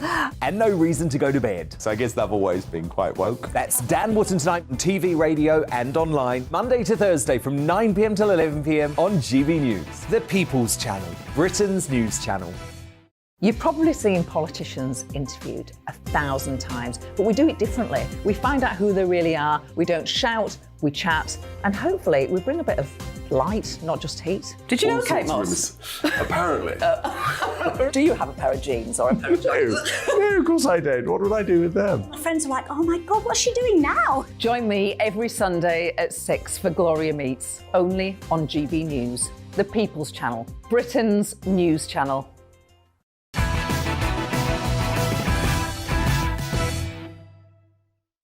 Welcome back. Now, it's been 6 months since one of Britain's most famous broadcasters Our national treasure, Anne Diamond, who we're so proud to have as part of our family here on GB News, was last seen on TV.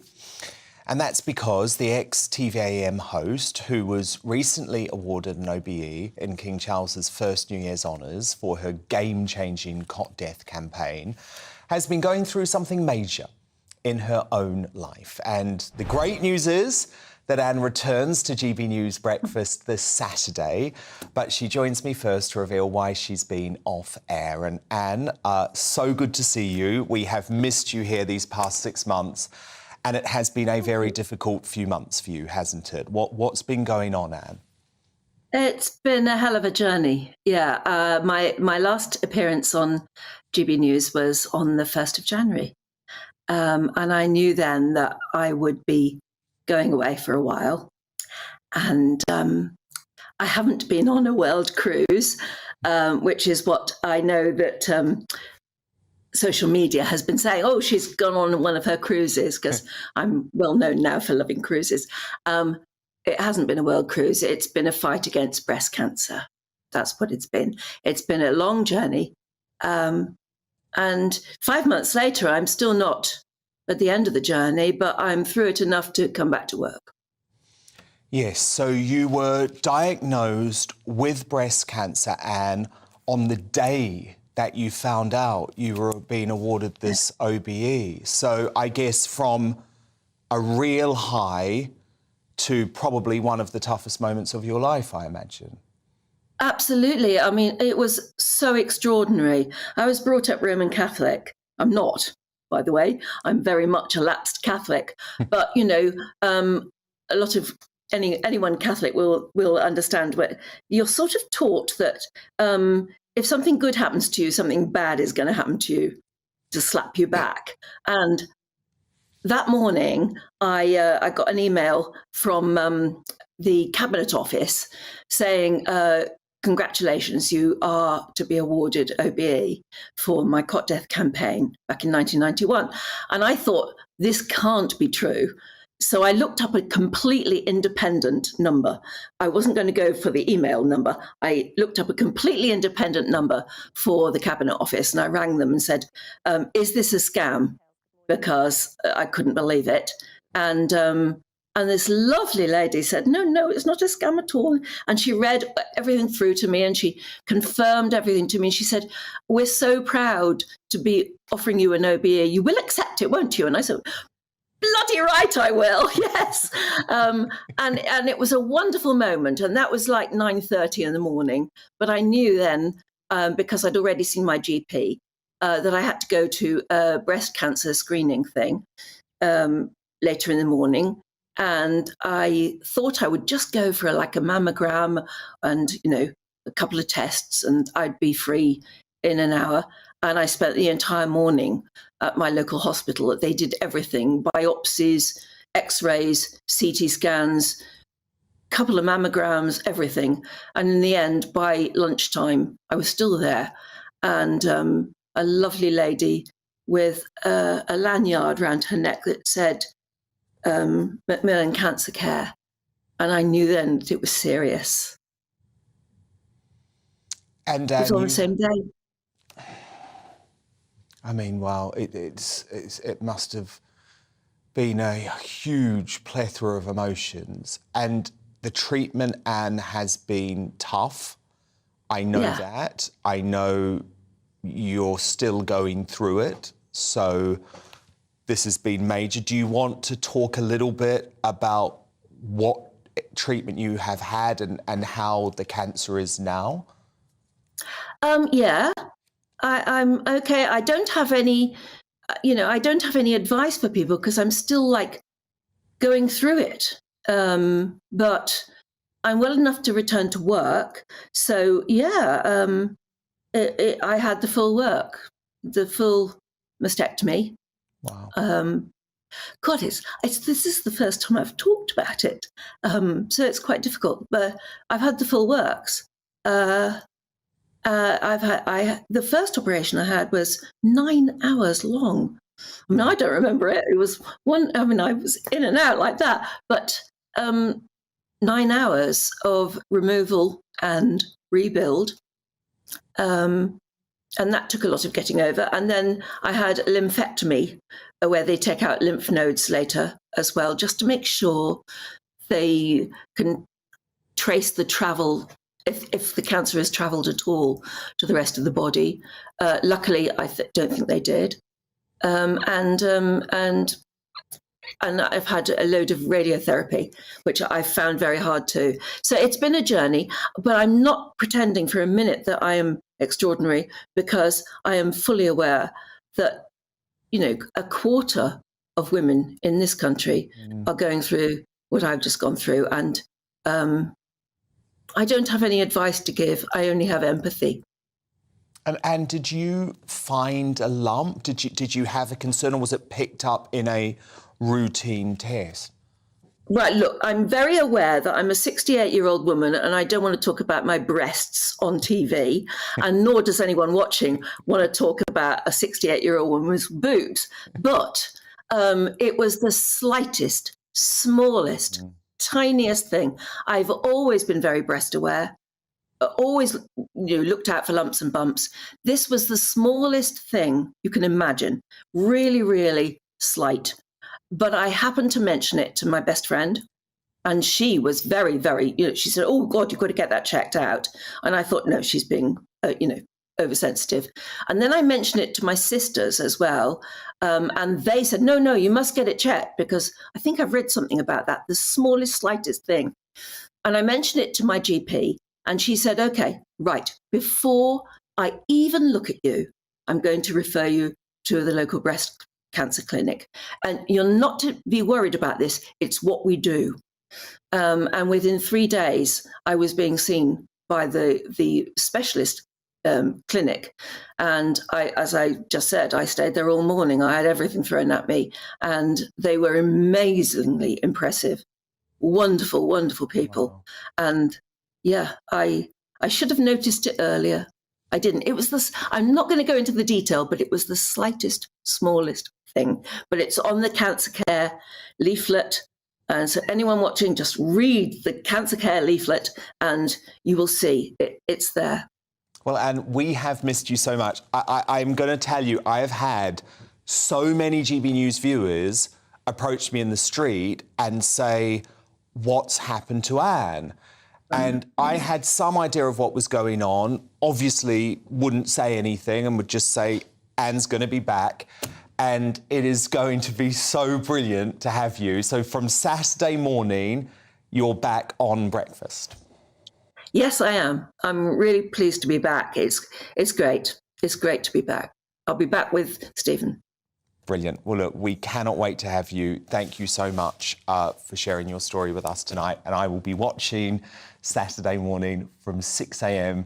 for the big return. Anne Diamond, TV legend, back on GB News. And you're looking amazing, Anne. So thank you so much. We'll see you Saturday morning.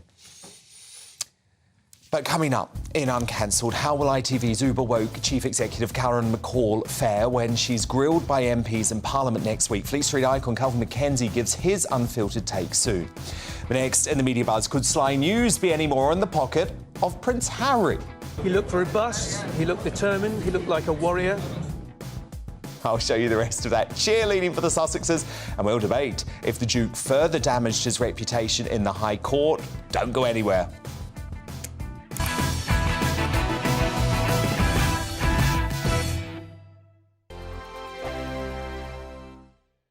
I joined GB News because I was sick and tired of not hearing my views being represented, not just mine, but so many people that I knew and spoke to. I just couldn't get my voice out there. I couldn't say anything. I couldn't do anything. Whatever the narrative was, I kind of had to follow it. GB News is there to provide a voice for those who have been ignored by the establishment media. We think different things. We've got a different style. GB News is here to be optimistic and positive about the future. It's real kind of dynamic and flowing, with the audience very much at the heart of it, like a big family.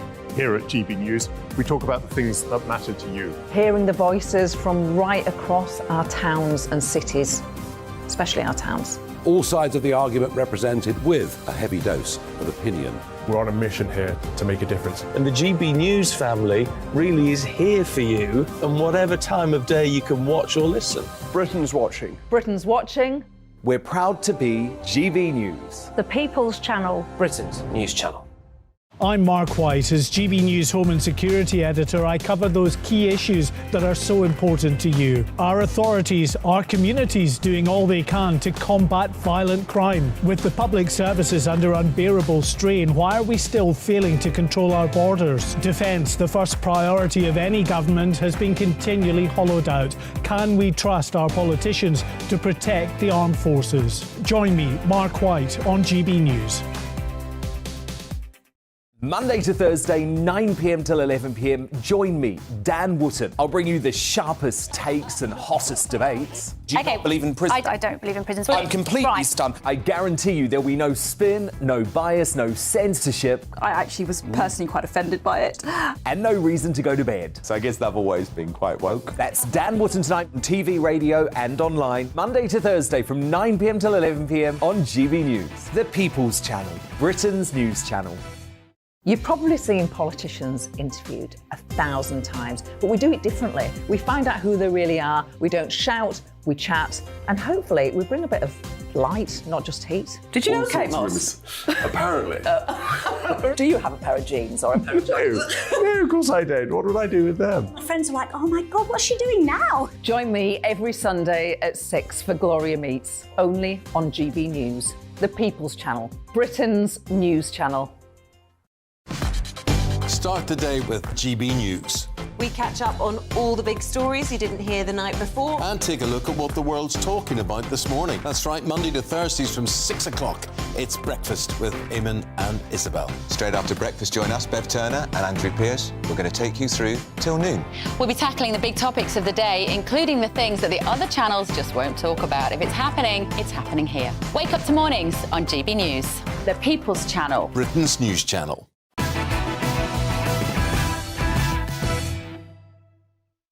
Let's return to tomorrow's news tonight now in our media buzz, and more front pages have just been delivered. The Eye leads on the rewritten special relationship between the UK and US after Rishi Sunak and Joe Biden announced the so-called Atlantic Declaration earlier this evening, completely ending any hope of a Brexit free trade deal.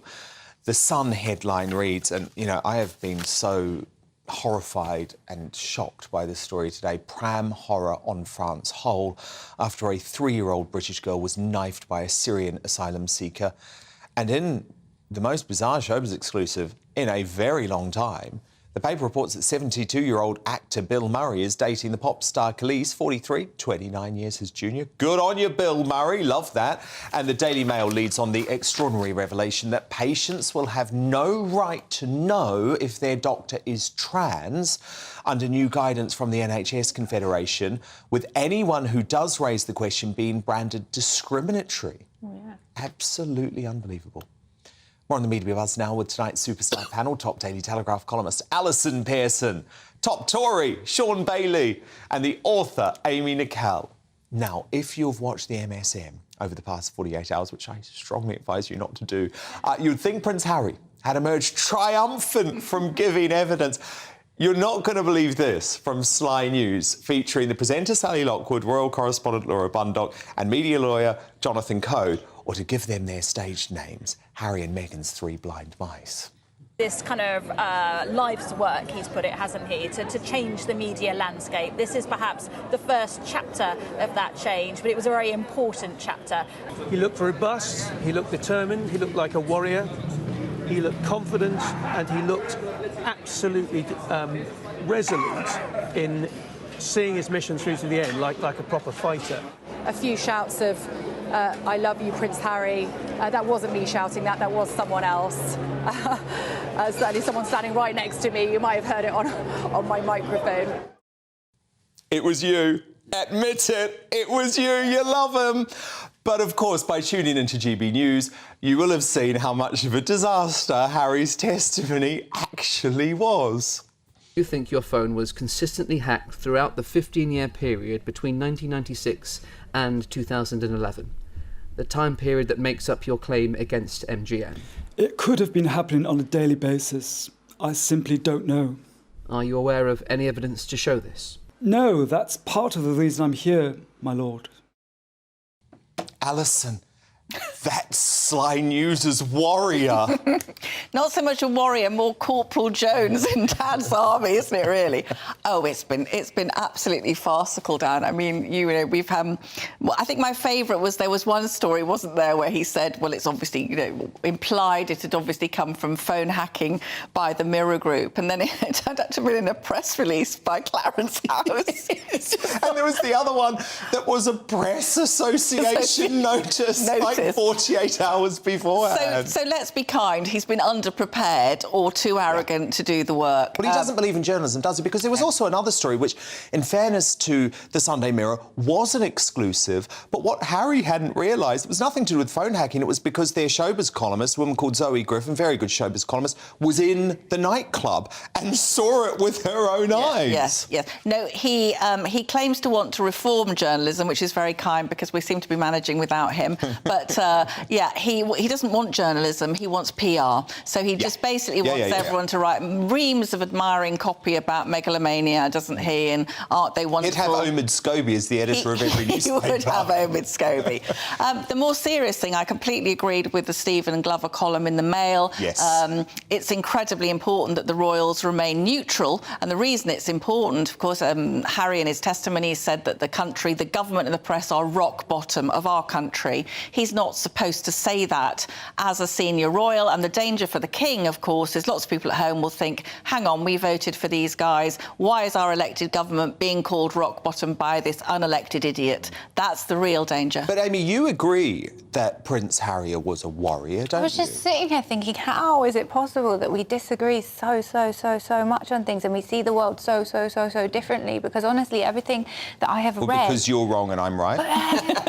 That's how I feel about you, but I like you, but you're just so wrong. Let's not talk about that. Let's talk about how was Prince Harry a warrior? Because I really want to focus on that. So, do you think he did well? I'm interested. The newspapers have handed out absolutely millions and millions and millions of pounds settling cases out of court. Prince Harry is not alone in suspecting that there was foul play and illegal obtaining of these stories. They're also really well evidenced in other newspapers by what we found out through Leveson. If Prince Harry is mistaken and these stories were legitimately obtained, all of them, then that would make him the exception to the rule. And he speaks on behalf of so many other people. Yes, he does. He has the money. There are a number of people who have accused the newspapers of the same things, but they don't have the financial backing. But there are also lots of people, Amy, who are taking phone hacking settlements. A really ordinary celebrity like Michael Lavelle from Coronation Street. There's nothing ordinary about him. Who played, you know, just Kevin Webster from Coronation Street. He's not ordinary. He's an amazing guy. But he is part of this, and he has claimed his phone was used to obtain stories. Let me tell you why that's what you're saying is a danger to those individuals. If he's involved in the case. But if he is, I've been reading the transcripts and looking at the stuff, and he's beginning to look ridiculous. And the problem is... Hold on. The problem is that then wipes out the case. So if there's anybody involved in that case who does have something to agree with, he has... Because there are legitimate cases. There are. But Amy, can you please just explain to me how he was a warrior? Because he's taking on one of the most strongest institutions there is, bar the government, and he's saying, do you know what? I'm not going to take this anymore from you. Here's the ultimate David and Goliath. There was no evidence. Are you joking? Okay, so one of the most compelling things was when you do realise this is one of the most privileged men in the world. Privileged in terms of material and finance. I would argue he's been abused and traumatised by the press, who ruined his young adulthood very clearly. And I wouldn't swap that for all the money in the world. And I don't think many people would. Two things to say. I would love for Prince Harry to transform the press, for it to be a nice, even playing field. That's not going to happen because he doesn't have a case. If anything, he'll set ordinary people back. Do you know what? And he's not a warrior. He's not a warrior because he wasn't. Okay, final word, Alison. Right. Okay. So this is the guy who is getting peeved about the fact that people are paying for stories about him. His entire source of income is from selling stories about his own family and talking about his brother's private part. Talking about his brother's private. Well, Rupert Murdoch's lost £1 billion, so he's winning, isn't he? Tongues wagging this week with a hilarious video of her appearing to mock Collie Willoughby's painfully scripted This Morning return on Monday. Remember this? Right, deep breath. Firstly, are you okay? I hope so. Hello, it is Tuesday. Are you okay? Now, that hilarious video, it sparked a flurry of articles about the pair's apparently frosty relationship, with One and the Sun detailing every cough and spit of their, quote, feud. But that story has now been taken down after Amanda, who has had a long-standing spat with Schofield, took to Instagram to hit out at the rumours of a toxic feud with Holly, writing, "Sadly, strong and intelligent women have for too long been pitted against one another when we should all be celebrated in our own right. These stories are there just to distract us from the actual news. We're becoming a world which has gradually been eroded of all its best qualities: humour, backbone and truth. All things Amanda's bosses at ITV urgently need to take a note of." Amy Nicole, Sean Bailey, Alison Pearson, do stand by, because coming up, as failed London Mayor Sadiq Khan travels around the country promoting his latest book, should he actually be doing his day job and trying to fix what used to be the greatest city in the world, London? We're going to debate that as we crown tonight's Greatest Britain Union jackass. But next in Uncancelled, is Prince Harry's paranoid pursuit of the British press doomed to fail? And will the ITV scandal get worse when Chief Executive Carolyn McCall faces Parliament next week? Fleet Street icon Kelvin McKenzie live in just 2 minutes' time.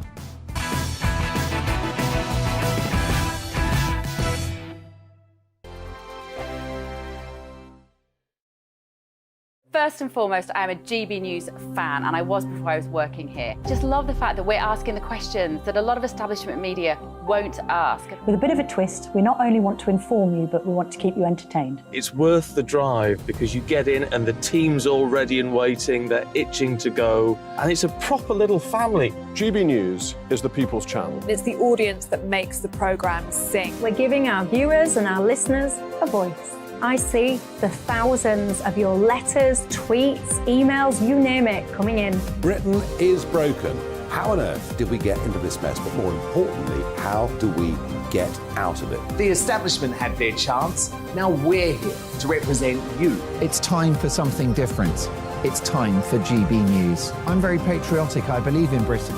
Our best days lie ahead. Britain's watching. Britain's watching. Join us here on GB News. The People's Channel. Britain's news channel. I'm Simon Evans. Join me on GB News for Headliners at 11 p.m. What's the scoop? I'll be joined by two of the country's top comedians. That's right. As we take a look at tomorrow's newspapers tonight. We're going to get into trouble. If it's a big story, we'll be covering it. Spill some tea on him. There we go. But we'll also have some fun. I wouldn't stick up a bank. My father didn't love me. So anyway. Headliners every night from 11 on GB News, the People's Channel, Britain's news channel. Westminster is going around in ever-decreasing circles, followed by the media. Britain is broken. How on earth did we get into this mess? But more importantly, how do we get out of it? Join me at 7 p.m, Mondays to Thursdays on Farage, here on GB News. We will have open, rational debate. We've got to work out how Britain moves forward from this. Join us here on GB News, the People's Channel. Britain is watching.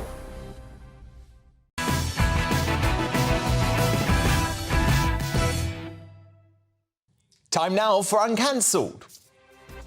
And this is where Britain's top commentators speak out on controversial issues without the fear of the cancel culture sweeping the rest of the media. And the runaway royal, Prince Harry, was back on British shores this week, giving us 2 days of excruciatingly self-pitying evidence as he took Mirror Group newspapers to the High Court over historic phone hacking allegations. With Harry due to launch several more legal cases in his endless vendetta against the British press, my next guest believes the Duke of Delusion's egomania will end up costing him millions in legal fees, and advises the paranoid prince to skulk back off to the States and find a new hobby that's less costly to both his wallet and his reputation. So I'm delighted to bring in There's only one man. You know who it is. Our former editor of The Sun, Fleet Street legend Kelvin McKenzie. So, Kelvin, will Prince Harry's battle against the British press end badly after this week's evidence? Well, there's been no evidence. As somebody else has said, there's been no smoking gun. There hasn't been a gun. There hasn't been a bullet. There has been nothing. And what I can't understand, I thought Alison made a good point there, that actually the bottom line on it is he hadn't done his homework either. Or if you were suspicious, you would say that he didn't do his homework because he wasn't required to do it.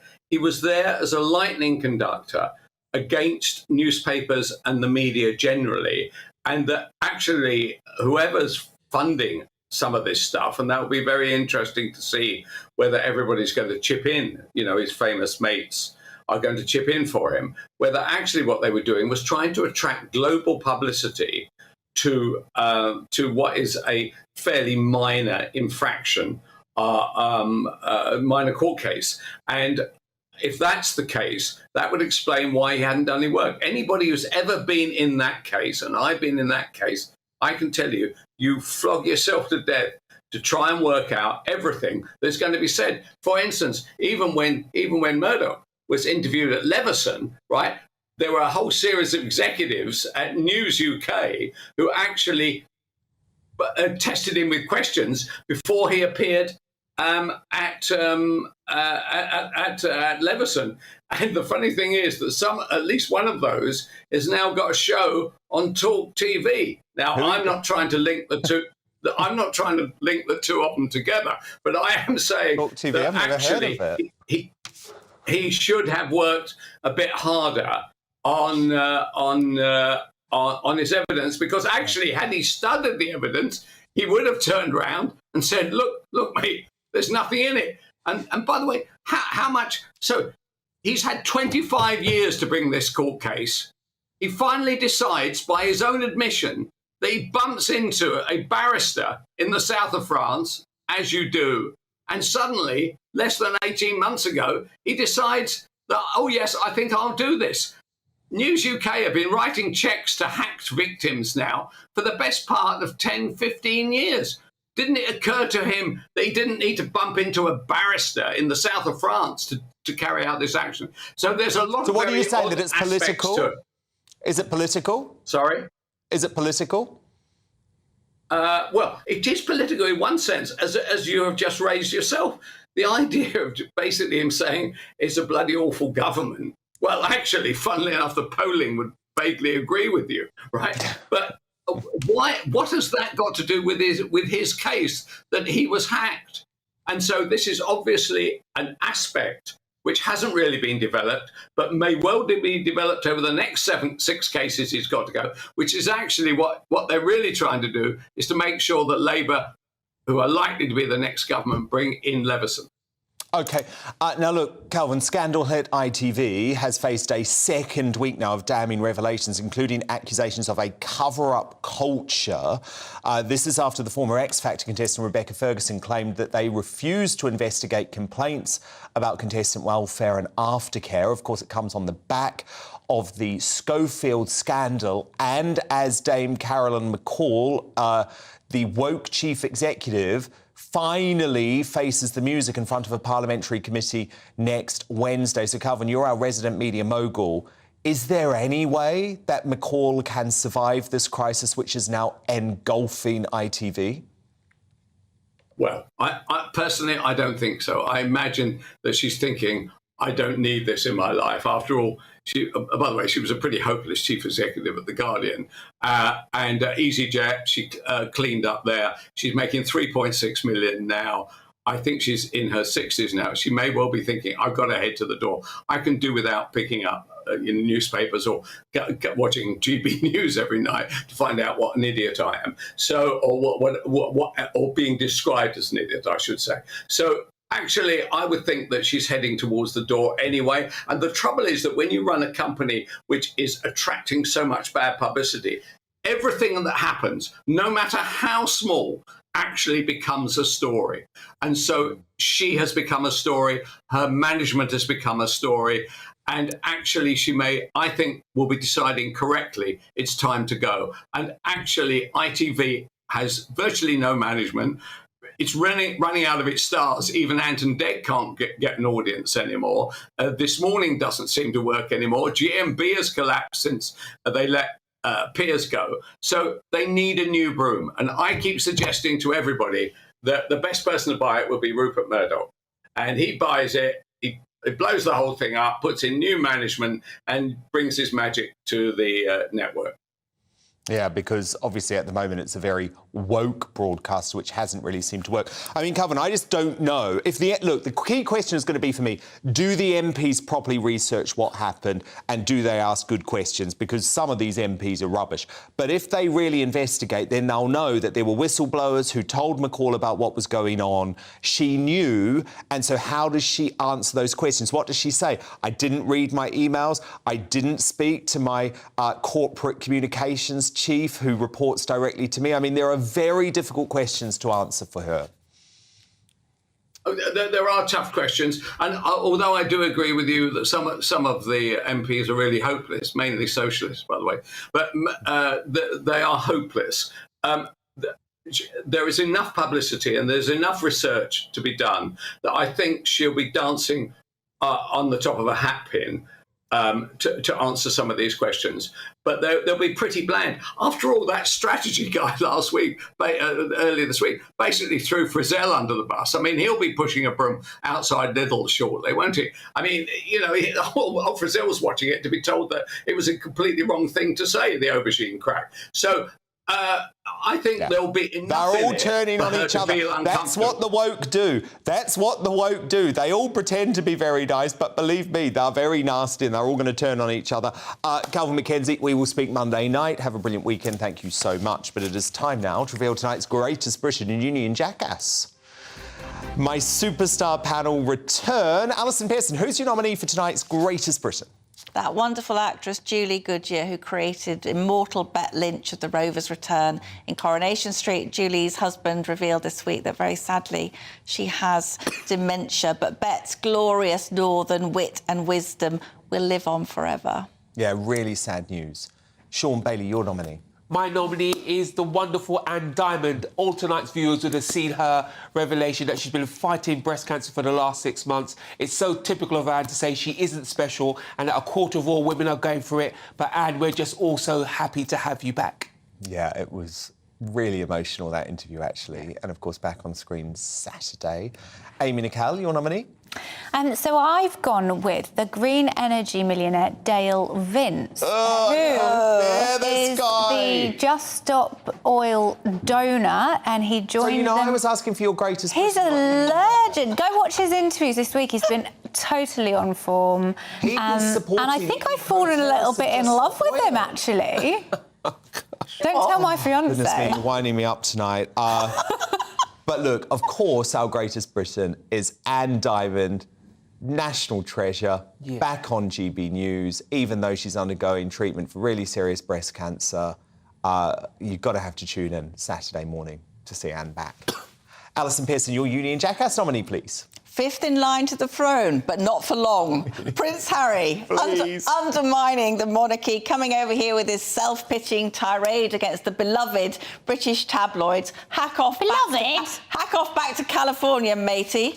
Beloved. Indeed, here. Sean Bailey, your nominee. My nominee is Sadiq Khan, who is so busy swanning around selling his book when really he should be fixing London. The police are in special measures, the fire brigade is in special measures, crime is through the roof, and he's selling a book. Come back to London and fix London. Do your job. Well said. Amy Nicole, your nominee. So I've gone with this right-wing think tank, the Heritage Foundation, who, you know, they could be thinking and tanking about absolutely anything, but they're demanding the US look at Prince Harry's visa application after his drug use allegations. I fully support them doing this. Really? Could they not be thinking and tanking about something a bit more important? But you know, we're always on about use of court time. Over here if they ban him from going back. Yeah, I thought you wanted him gone. No, but look, I support what the Heritage Foundation is doing, and I'll tell you why. It's very important that there is not special treatment for celebrities and royals. And Harry has admitted to serious illegal drug use. All the Heritage Foundation are doing is saying, we need to see if Harry admitted this on his visa entry form, because if not, he lied, and there's a serious problem there. Or if he did admit it, why was he treated differently? Because believe me, Amy, if you were to go into the United States and say, I've taken lots of cocaine, I've done magic mushrooms, drug after drug after drug, and I'm sure you haven't, but if you were to do that, you would not gain entry to the United States. But look, I'm actually going to go with Sean on this. Sadiq Khan, get back to London, sort out what used to be the greatest city in the world, and stop plugging your ridiculous book. Yes. Sean Bailey, Amy Nicole, Alison Pearson, my superstar panel. And guess what? They are going to be with me for a very special show live from Lee with Liz Truss next Thursday night at 9 p.m. You're not going to want to miss it. I am back Monday from 9 p.m. Have a brilliant weekend. Headlines is next. Good night.